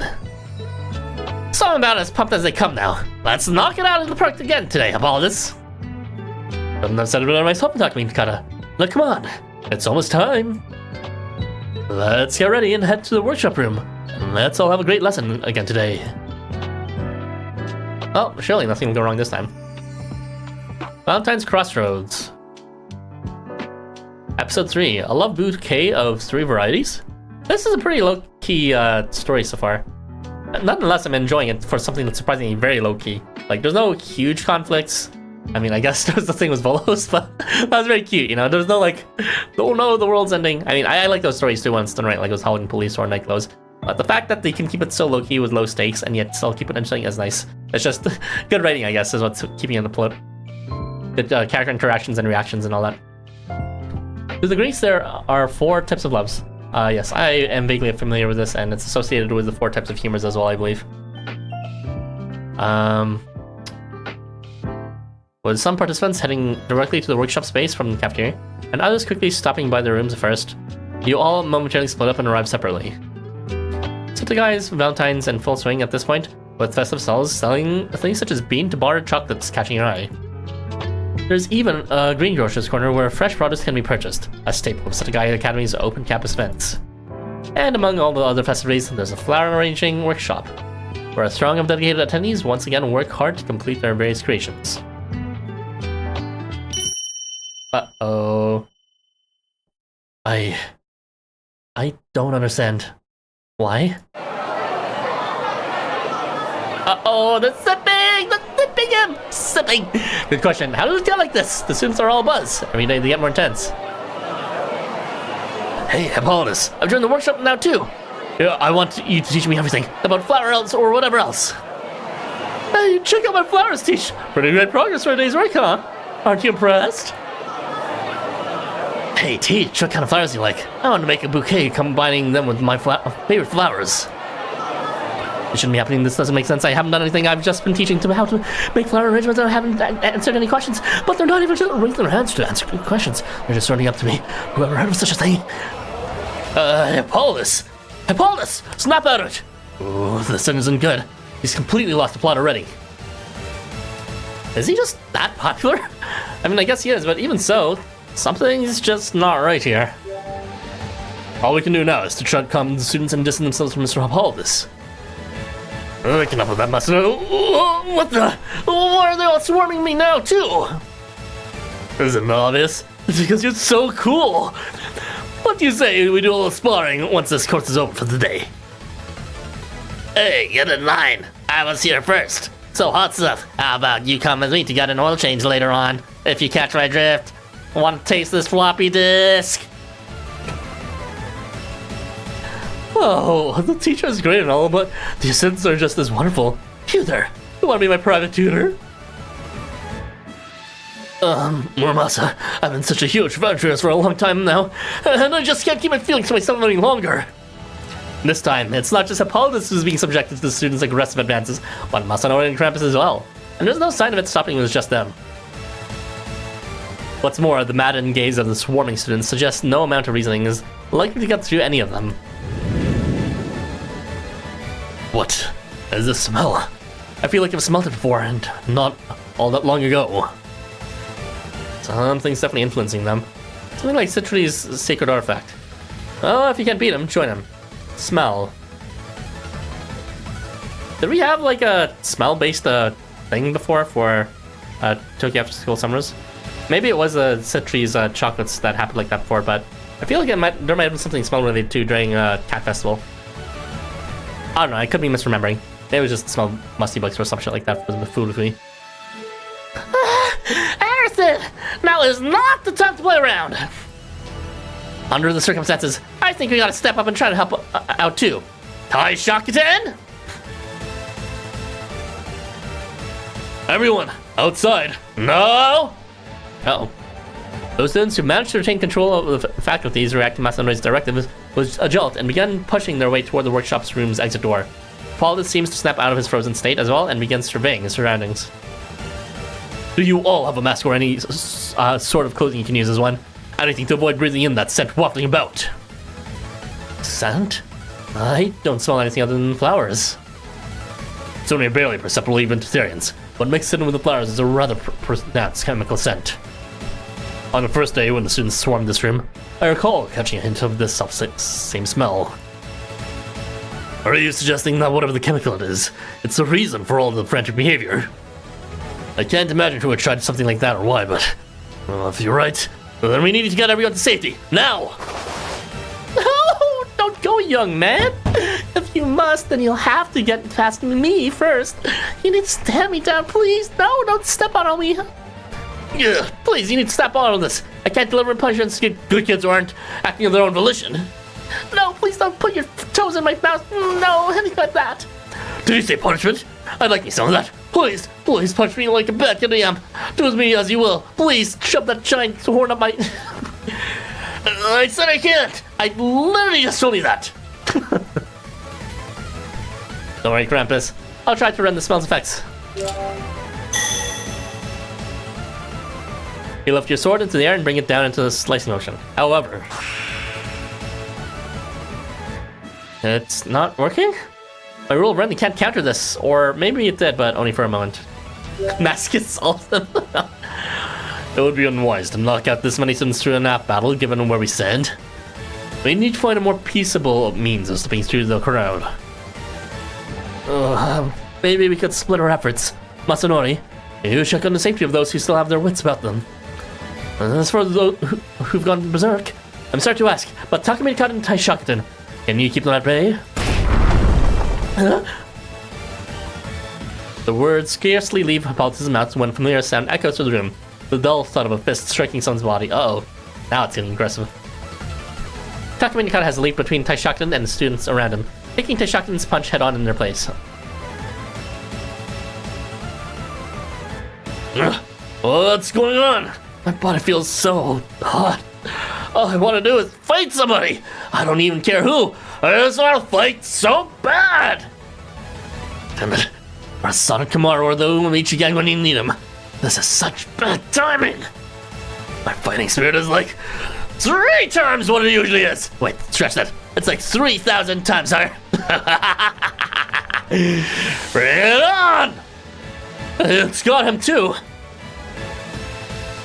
Oh, say it ain't so. Why is he the only infected? Or is he even? This might be normal. First up is you, Takamine-kan, or no? You ain't coming in by yourself. How about I take you on you and everybody around you? Outfit! Oh, you did not just underestimate me. If you want some, come get some. Just me and you, one-on-one. You mess with the bull, you get the horns. And believe you me, I've plenty enough for you to deal with. I'll be your opponent until you're nice and satisfied. However long it takes, my super practice rounds have prepared me for this moment. I've got the resolve to get back up and stand in your way again and again, no matter how many times you knock me down. The sound of toned flesh, striking flesh resounds once more through the workshop room. What kind of sound is that? Don't worry, Taishakutan, Hippolytus. I won't let him hurt anyone else. I'll get him under control, somehow or another. In the meantime, the rest of you need to figure out what the hell's going on in here and put a stop to it. That's true. If we can't uncover the source of this, we can't very well put a stop to it. How are you gonna go about doing that? It's not like we can come to the room looking for anything out of place while the students are swarming us. Ugh. A past memory suddenly flitters through Krampus' mind. His own words reminding him of a time when he sneaked out of school during the day off once. There was an outdoor stage within the amusement park, and the hero who stood upon it called out to the fans, who then responded in kind. I don't know if this is going to work on these students or not, but at this point, anything is worth a try.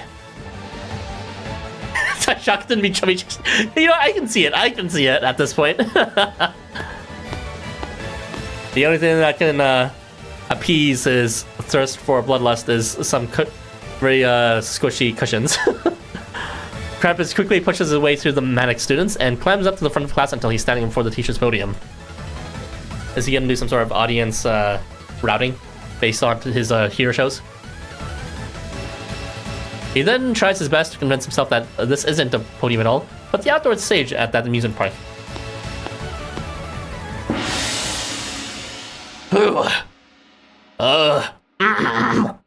Attention! All good students participating in this flower arranging workshop. Can I get a yes? So I know you're listening. Yeah! Is this some kind of improv show? He's not punishing anyone, now. Woo! Yeah! They're going along with it. I can hardly believe it. Even Arthur's playing along. That's the spirit, everybody. But I'm sad to say, this workshop can't go on right now because somebody's interfering with it. And that's simply an unforgivable act, so I have a request for those of you who are brave enough to fulfill it. Will you accompany me and the other heroes out of this workshop room and help us search for the culprit or culprits responsible? Yahoo! You have my gratitude, you good souls. With that said, Super Dragons, away for justice! Super Dragons? Did he just jump up and fight? Super Dragons. I want to go too, can I? I'm going to go run outside now with these good students. So you take it from here, then. Up, away! Superman! Thanks, we got this. Kind of ridiculous. Alright, let's go find the cause of all this. Oh my gosh, that look from Hippolytus. This is the perfect opportunity. See if you can use this chance to find where the chemicals are hidden, Arthur. And Masanori, since you have a more sensitive nose than humans, you should join the others outside. Understood. If you two are to conduct a search for the chemicals responsible, I would suggest starting around Taishakutan's seat. The fact that he's come before any of us suggests he may have been closer to the source than we were. That's pretty good thinking. Takumi Nakata, you got that? You bet! Ah! Takumi Nakata responds immediately, despite busily grappling with Taishakutan, whom he has managed to more or less pin to the wall. In more ways than one, as he shoved his, taken. If you do manage to successfully track down the source of this, Arthur, get away from it immediately, okay? My rule protects me from effects like this, so once it's been found, you can count on me to take care of the rest. I can't figure out how Takumi Nakata is unaffected, however, since he doesn't seem to have any defenses against this sort of thing. I stuffed tissues up my nose! Oh, well, that would certainly do that. That hadn't even occurred to me. Takumi Nakata and his snake. Just truly. Yeah. This is a 10-pound snake. Taishakutan smiles broadly in his excited state, thrilled to be engaged in such a heated battle with a willing opponent. This is perfect! Show me all your super moves! Ah! You gonna fight back or what? If I'd known I'd be super wrestling today, I would have brought loincloths for us both. Oh, double space. Ugh, that was close. I should stop talking and be more focused on the bout. Pity, I'm just trying to hold you back right now. I wish you could try to fight you in the right mind. Either way, how about you? Your battle sequence.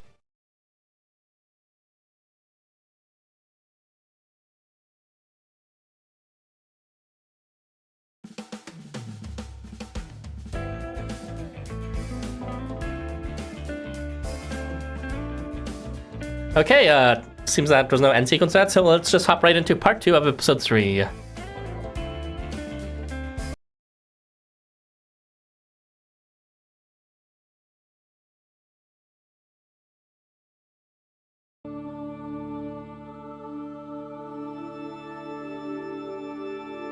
Back in the other world of Takumi Nakata is known as a master of martial arts, boasting tremendous strength.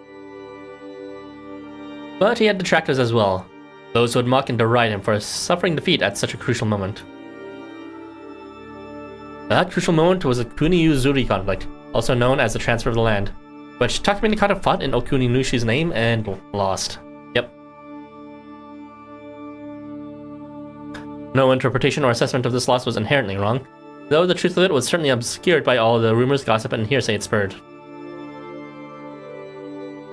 For you see, he placed his full faith in Okuni Nushi, and that faith shaped him into a mighty warrior capable of holding his own against even 1,000 aggressors. Yet that strength, through which he had remained defeated in all one-on-one sumo matchups, did not apply to the struggle where the world hung in balance. The world's judgment is formed entirely by third-party observers, and this is exactly how it was in Takumi as well. Thus, for one who stood above it all, the ultimate inevitability of loss should have been clear to see even from a long way off. Yet Takumi Nakata persisted, thoroughly bolstering himself for the one-on-one battle only to be defeated, as his role demanded he be, and so ended the Kuni-Yuzuri.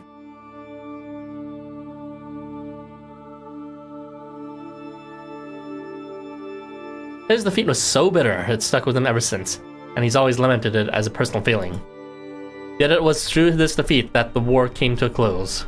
Subsequently, his master was spared, and even permitted to retain a modicum of honor, as he became the ruler of the underworld. From an outside point of view, however, it appeared to be an indisputable, clear-cut loss. But what about from Takumi Nakata's point of view? Having lost his arms in the struggle, and with no other means to defend himself or anyone else, he was forced to flee. Yet it was then he came upon his sacred artifacts, the Mishiguchi. Those wild dragons from the lake took to him like pets pouncing upon their master, and became a new power for him to rely upon. So there's something akin to the spirits that he can mold to as well, including into the shapes of snakes or fists. This changed Takumi forever. The feat was transformed into personal growth, and any losses since would continue that trend, no matter how they came to be or what form they may take.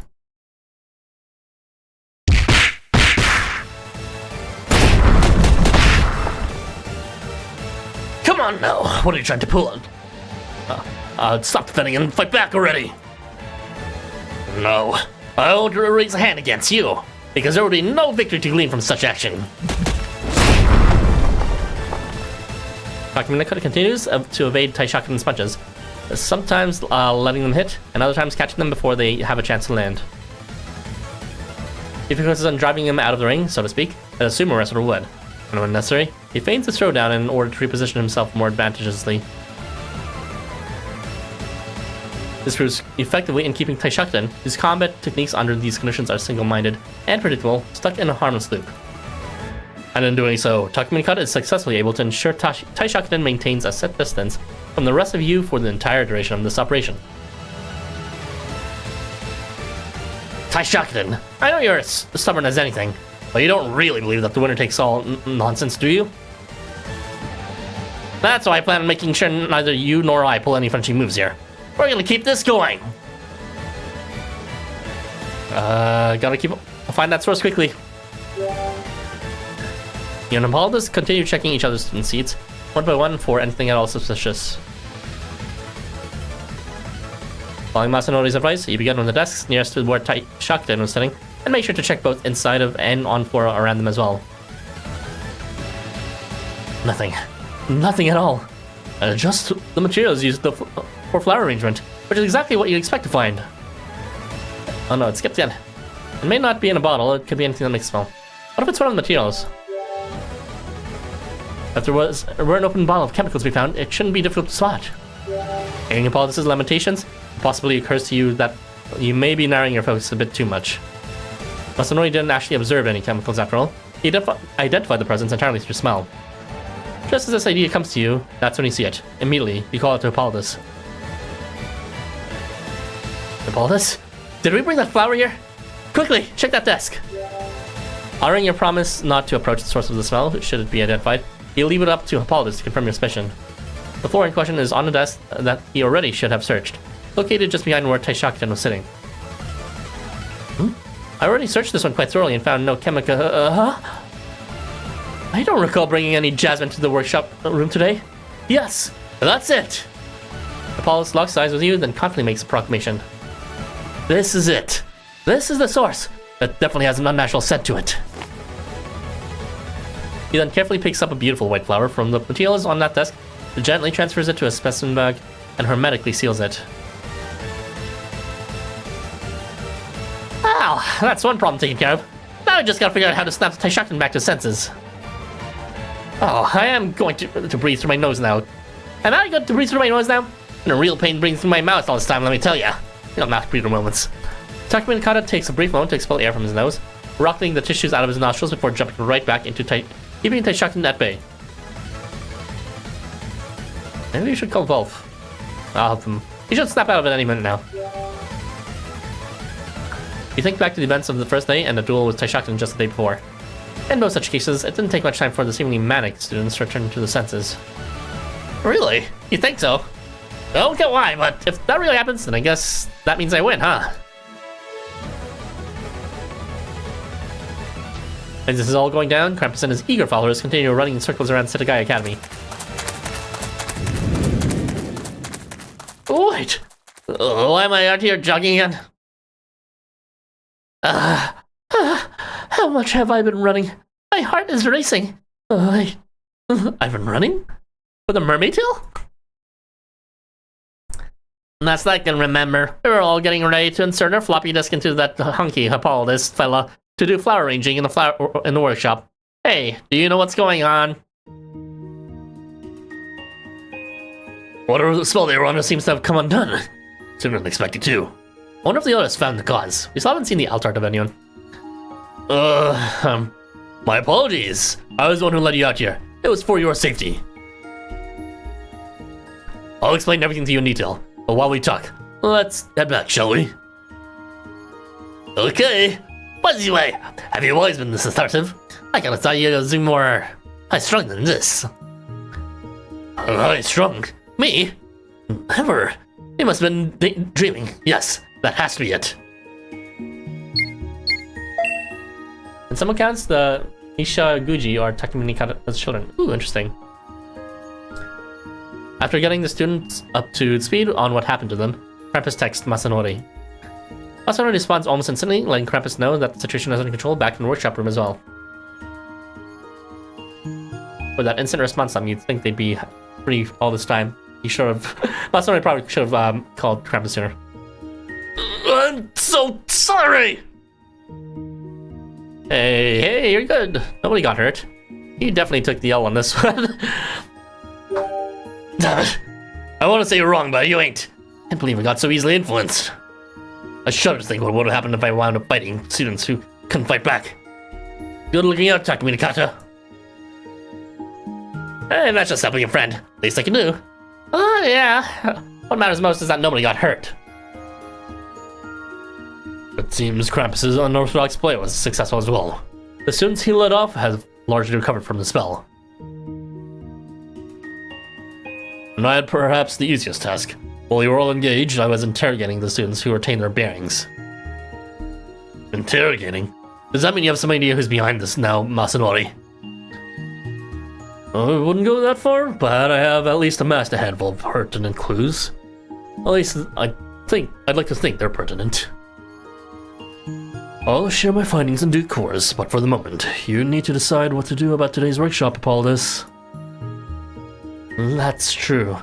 We may have found and eliminated the cause of the problem, but there's no guarantee the culprit will strike again. I hate to do it, but I believe it would be for the best to cancel today's seminar. What? For real? Oh, Teach, come on! You really want to get our projects finished. I mean, what happened is crazy, but there's no way it's gonna keep happening, right? And the personally released chemicals are sitting here, right? Seems like whoever it was is long gone now. You can search our bags if that makes you feel better. Just please let us take the course. Seriously? You're all that keen on continuing despite everything that's happened. Very encouraging, isn't it? It would be kind of risky, though. Do you think we could pull it off? Although gratifying to hear such fervent support, as the organizers and executors of this workshop, it is also your duty to ensure everyone's safety, making this a tough call. Alright, you've convinced me to give this a shot. We need to prepare, however, so would you all mind waiting just a bit? Here's this opportunity to take a quick breather. Then, when you've all returned, we can continue the lesson. Hold up, Apollos. You really think it's a good idea to keep going today? I think we should be fine now. My rule should be able to keep any residual effects at bay. The students agreed to take a short recess and vacate their workshop room, leaving just the 6 of you remaining. As soon as the students are all gone, Hippolytus turns to the supplies you all brought earlier and begins unloading fresh flowers.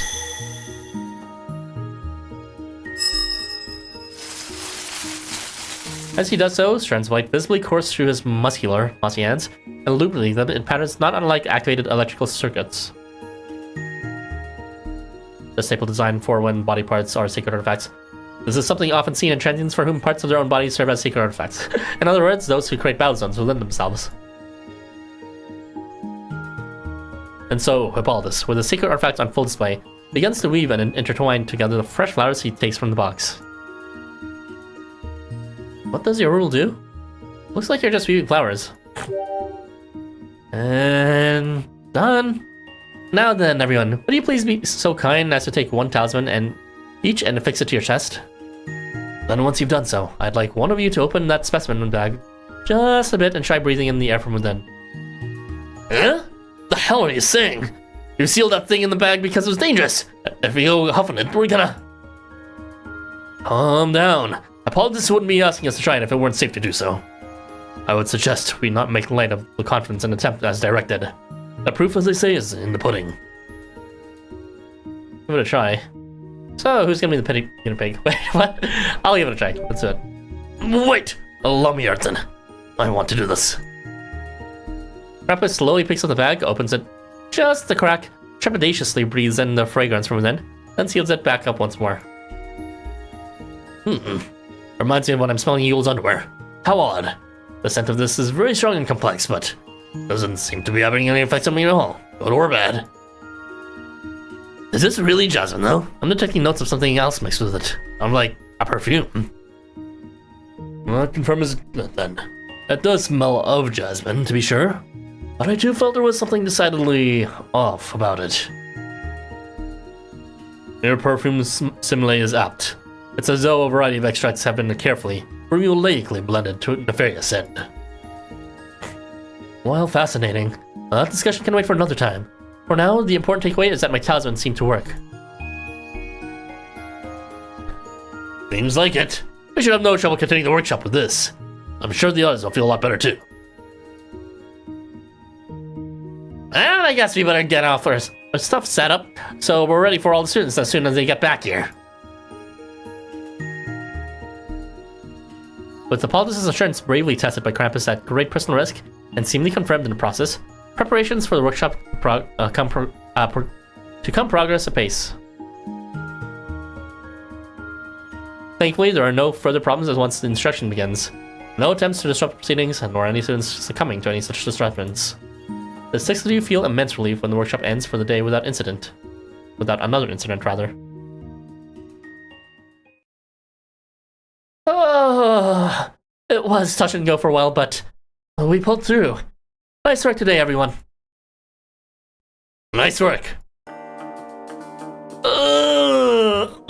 Been a long day today. Definitely took a lot out of me. Here you go, everyone. Thanks. You're always thinking of others, huh? Oh, well, I get it now. This is the best timing for this sort of thing. Learn something new every day. Culture here is so nuanced. Despite everything that's happened, today's been a good day. That hasn't exactly been smooth sailing, has it? But I wouldn't suggest we let our guards down just yet. Hippolytus, would you mind if we continue discussing the topic we tabled earlier? Oh, by all means, Masanori. Regarding the tainted flora planted in the workshop room without our knowledge, no?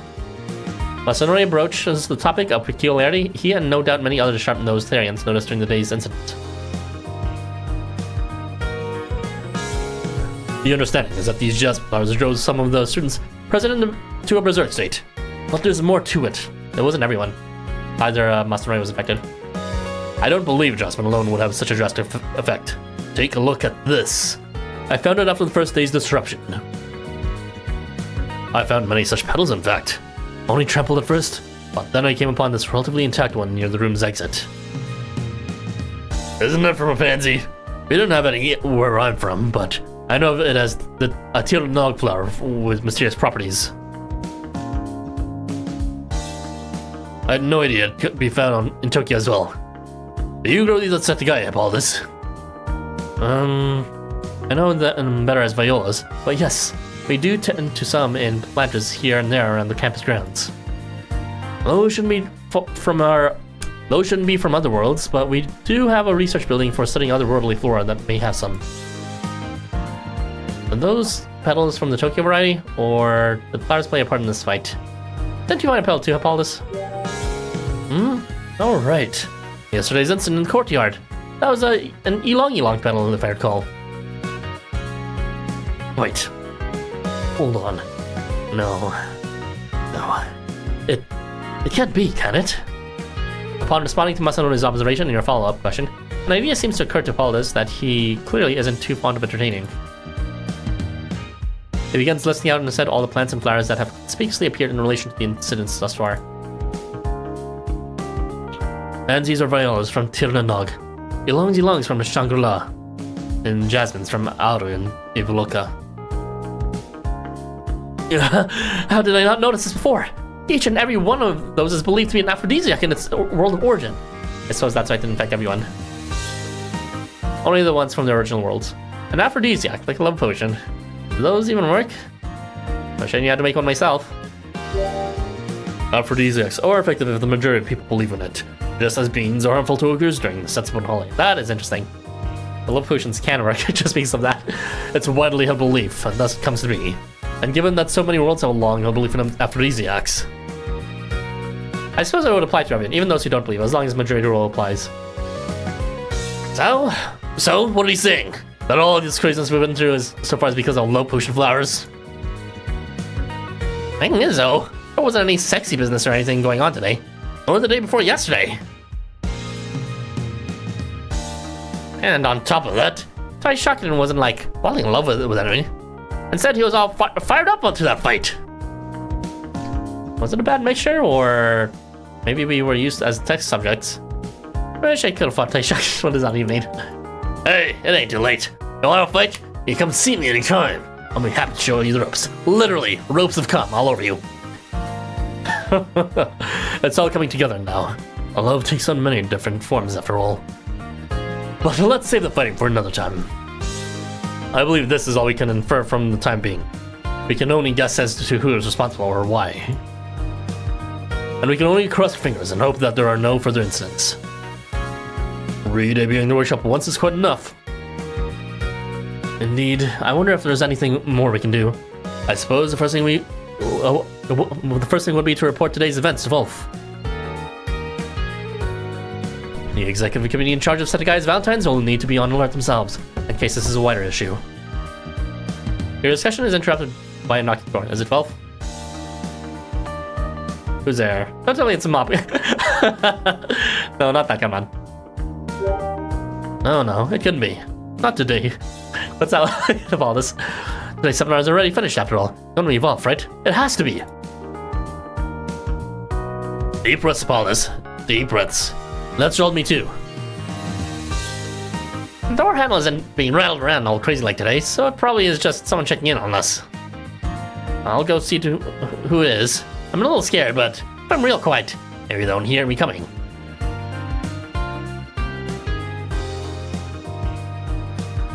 Takumi Nakata, taking great care to produce no footfalls, slowly tiptoes his way over to the door of the workshop room.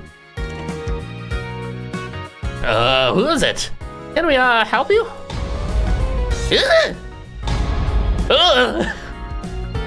It scared me more than anything. The students who caught Takumi Nakata's gaze and suddenly screamed collapsed to the floor in a heap. What was that all about? You, I recognize you. You're in today's workshop, right? Sorry. It's just suddenly seeing my idol up close and present like that. I couldn't take it, and my legs gave out. Your idol? Me? You seriously saying I'm your idol? Yes, that's exactly right. At least, since today. There's a group of students at the door, in fact, and they each express their gratitude to Takumi Nakata in unison, which only further confounds them. Thank you for protecting us all earlier. We're taking refuge outside the room with Munamasa, but even so. We could still hear you and the others fighting hard for us all inside. So to you, Teach, and both of you assistants, and the rest of you students who helped us out too. We just want to say thank you. I especially want to thank you, Takumi Nakata. I can't thank you enough, really. I'm so grateful to you for standing up for us. The students all bow deeply before Takumi Nakata, a number of them staring at him with genuine admiration in their eyes. Takumi Nakata, uncertain on how to react to this, begins looking around frantically, eventually settling his gaze upon you with a certain desperate, pleading look behind it. He would do the same if he saw Takumi Nakata, surely. Hey, you should feel proud, Takumi Nakata. You're a super popular city boy now, a real one even. I'm grateful to you as well.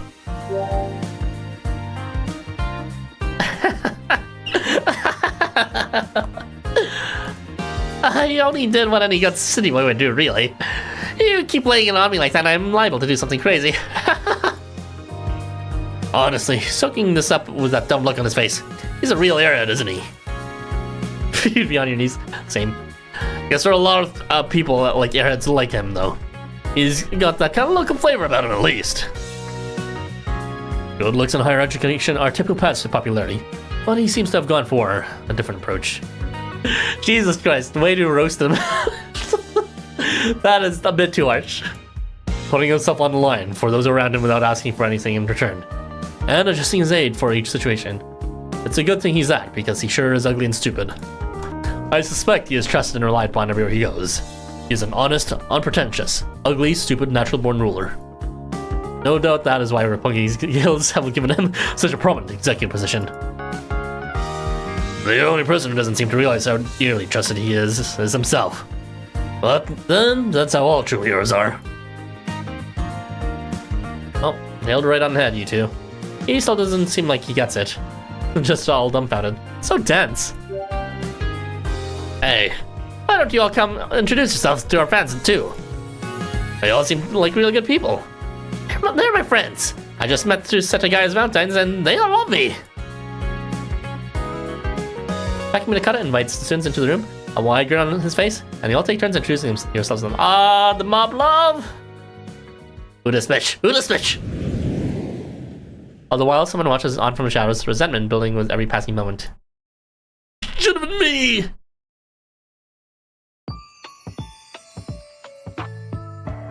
That night, after eating dinner and taking your bath, you begin heading back to your room in the student dormitory. As you pass by the student lounge, you lock eyes with Takumi Nakata, who's still eating his own dinner there, ready to jump you with a choice he'll never forget. Hey, Arthur! Nice work today. Why today, huh? Yeah, sure was. Nice work to you, too. You're only just eating dinner now, though. Did I see eating dinner earlier, actually? Yeah. This year's midnight snack. So it was just so stressful. Just one dinner wasn't gonna cut it. You know what? Fair enough. Not only are you a sumo wrestler, but you also did actually handle all the confrontations. Not that you can blame me, I'm sure, given everything that went down today. At least, that's what I'm telling myself. Still blows my mind thinking about how smoothly Masanori and Hippolytus were able to handle it all. Not to mention Taishaku, Crepus, and you, of course. Wait, that's everyone who could put me! As he keeps talking, it becomes increasingly unclear if he's talking to you or himself. He just keeps shifting topics, commenting briefly on each, then taking another bite of his midnight poster. Interesting character. I like these miniature characterizations. Not something you can just sort of flanderize into a character trope, but little details like that. It's nice. Phew. Now that's what I'm talking about. My stomach's finally feeling happy. Sorry to ramble on so much. I'm the one who called you over, but I didn't exactly make for the best conversation partner, did I? Nah, you're fine. I prefer listening over talking anyways. Don't talk with your mouth full. Oh, you sound like Hawkman now. You scold me for every little thing I did last time we ate together. Nah, I'm just hinting that you should have your mouth full with something else. Anyway, the thing that surprised me most today was the very last part of it all. Hard to believe that many people would be giving you their heartfelt thanks over something I did without even thinking. Reminded me of the time when people from all walks of life would show me gratitude back in my homeland. That's not even like I did anything to warrant it. I just did what everyone told me to do. Right first. You were far too modest. Following directions is itself a feat. Really was tough adjusting to life after spending so long being with someone so amazing, though.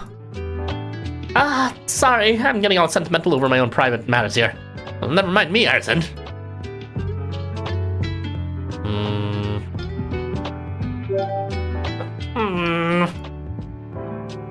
Well, sure, I'll tell you more.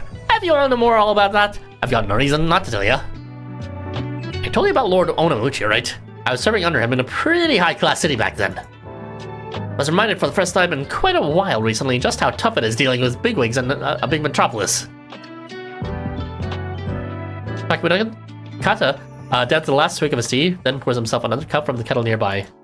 He then pours the second cup and hands it over to you before continuing. Left the side and came here to Tokyo a while ago now. And I feel like I've been doing nothing since then but try to act like a ruler. Since I'm his retainer though, I just don't want to do anything that give him a bad name. I still represent my home after all. And somehow, spending time with everybody here at Setagaya, you in particular, feels real nostalgic to me. Makes me want to put all these right aside and just say whatever pops into my head like I used to. What do you think that is? Well, that's just something like a pickup line. Are you really asking that? Actually, never mind. Please continue. Huh? What? Okay. Yeah, I'll just continue. Dang. To be quite honest, I'm having fun like I did back then. The only problem is, I'm not the same guy I was before I need a feat. That changed me. I don't know if it changed me for the better or for the worse, though. I don't really know how to put it into words. Lost in his thoughts and regrets, Takumi Nakata swishes his undrunk tea a bit before setting it down on the table. He then tries his best to express his innermost feelings. The feelings he made previously have simply swallowed and ignored. I wonder if... maybe I shouldn't try to choose a different way of life than what I led before. I was born there after all, and I was born to be a ruler. But unlike an Izumo, I feel like here in Tokyo, there's no forgiveness for those who walk a different path. There's no forgiveness for those who walk a different path? So I just can't ignore the fact that I'm that man's retainer, that I represent him. Takumi Nakata seems lost, trying to decide between faithfully and idealistically serving his old master, or severing those ties and pursuing his own dreams and ambitions. Well, we can see what he picked in Chapter 13. It used to be that his master would guide him to the proper path forward. Now he seeks the guidance of someone else he trusts instead. Now that I know Takumi Nakata's backstory, it's kind of sad how he ended up in Chapter 13. They kind of just like, I will serve you, Lord Onuchi. Perfect, you will make the perfect loser, after just like you lost last time. And that was the last time we saw of Takumi Nakata, I'm pretty sure.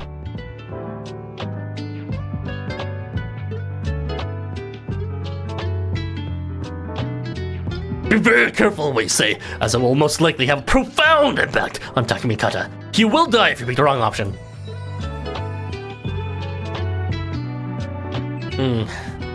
You know, you might just be able to pull off both. Given the role, I don't think either of these options are necessarily better. I mean, it's clearly leaning towards the second one, but, you know, indecisiveness isn't necessarily bad either. It's hard enough deciding on one course of action. You think I got me to handle both? Huh? There's more than one way to win a sumo match. Oh yeah, that's true. There are 82 ways to win a sumo, actually. Actually, there are 82 ways to win a sumo match. And thinking about it, you're right. It's not like everybody in Roppongi lives their lives the same way, after all. Like the sky after a rain shower has come and gone, Takumi Nakata's expression noticeably clears. Thank you, Arthur. You know, I'm kind of hungry again after all that talking. No, I haven't too much as it is. I need to get to sleep. Takumi Nakata lets out a big yawn, then takes his empty plate up to the counter. The two of you then begin heading to your respective rooms, briefly discussing plans for the next day while your paths still intersect.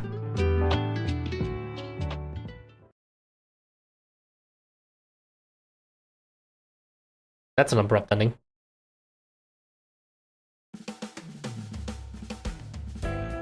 Okay, so that was it for episode 3. We'll be doing episode 4, as you can see here, tomorrow, as well as episode 5. But yeah. So as a summary, here's the backgrounds I'm using. It's the Arachne touring one. And this little cute thing I did with Gilman Color and Eagle Knock. And where is it? Show me the third one. It refuses to show me the third one. Jesus Christ, it's bad luck. Just show it! There it is.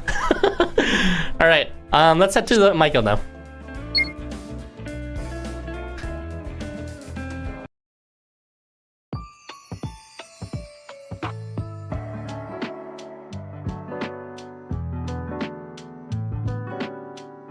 So, that is it, beautiful people, for today's stream. We have just finished chapters 3 and 4? No, just chapters 2 and 3 of the story.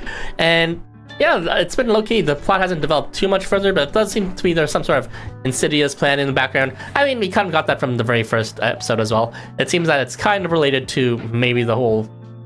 What are they called again? The gang of... What's it? They have some sort of gang name, but it's kind of weird. But yeah, they're planning to do something. Take Valentine. It's not really stop it this time, but take it. I don't know what that entails. Maybe they really want to Paul this, or they're just jealous of him or something. I can sort of see this plan being like a way to harass Hippolytus because, like, you know, someone was heartbroken. I'm not entirely sure though. But yeah, what's it called? The story is low-key and very slow-paced, but for some reason I can't say I dislike it. It's like you know, direct, and there's a premise, there's a table to talk at. The table, that is to say, that is enshrined is the workshop, and we go there, and then things happen around it that we need to resolve, and it kind of elucidates a bit what the background thing is going on. But in the very least, the goal is this present thing, which is just like the event itself, which is nice. It doesn't detract from the fact that it's an event that was planned beforehand, and we get to arrange flowers, everyone's learning between Takumi Nakata and Taishakuten, and people are revealing their insights about how they handle people such as with Masanori, and how you should not handle people like with Hippolytus. So, it's also introducing different aspects of the thing you were hinting at last time on the arrival, about the different forms of love between the Greek forms of it, which, Hippolytus might be familiar with. As you mentioned before, there's like the 4 forms, there's like agape, and it's like the only one I remember out of 4 of them. Right, there's like familial love, and there's what's called romantic love. Maybe there's one for friends or something, love of God or something. But yeah, it seems that it's kind of being hinted at here as like different kinds of affection that Hippolytus might not be familiar with, that he's more open to exploring. He seems to, be more taken into the idea of, like, for example, Takumi Nakata's popularity idea versus what's it called? The idea of Taishakuten's own sort of. Taishakuten's was a bit vague, wasn't he? But he did have some sort of like. What was Takumi trying to get at, anyways? I guess that was mostly like the sense of duty and wanting to protect or represent his own world as the one true Taishakuten. I keep on saying Takumi Nakata, I meant Taishakuten. But yeah, Takumi Nakata's popularity, Taishakuten's sort of home repping, and yeah, it seems Hippolytus, like, without necessarily needing to intervene directly with that, seems to be learning passively. So that's a nice way to do it. Like, he's thinking on his own. He might recover from it, he might not, but at the very least, he's being exposed, and we'll see if it works out or not. So I'm not calling this therapy for Hippolytus, but it's like a nice way to expose him to things without directly messing him up even further. So I'm more curious to see more about Hippolytus' story, and it seems that we have already finished Krampus's part 2 in episode 1. I don't really understand Krampus's part 2. I just went up to us randomly and started flirting with. But it's all good. We have like 2 different events with Krampus anyways, so if it's minimal here, it's fine. Besides, he seems to still be relevant, as in the case here. Again, I am a big fan of the story format where everyone is all together, and even though there's like primary focuses, such as it was primary focus of Taishakuten and then Takumi Nakata, it still had everyone conducting important roles in this story. Like, we saw Masanori really take up the defensive role here of like redirecting people and things like that, which is how the equip worked out from the new equip banner. And then we also saw Krampus leading people out to jog away, and also taking on the hero role. So it's nice that even though there's a focus on the character, everyone else is still relevant, even after their part has already finished, quote unquote. But yeah, it seems the only parts remaining left should be we're done Takumi Nakata, Taishakuten, and I think we just have Masanori as well as Hippolytus himself left. So that should be episodes 4 and 5, and then episode 6 is maybe the grand finale. I don't know how it's gonna turn out. But yeah, good story, very low key though. It might be hard for me to remember, but I will definitely have good vibes of this, fun memories of it later on. But yeah, that's it from me today. Thank you so much on the arrival for sticking around and keeping me company during this chat, and thank you Hinshan as well for sticking around, and for anyone else on chat right now. Well, yeah, schedule is tomorrow I'll be finishing off episodes 4 and 5, and then the day after I'll be finishing off episode 6 as well as the epilogue. Look forward to that. As for the evaluation video for the new ARs and all that, expect that maybe Friday.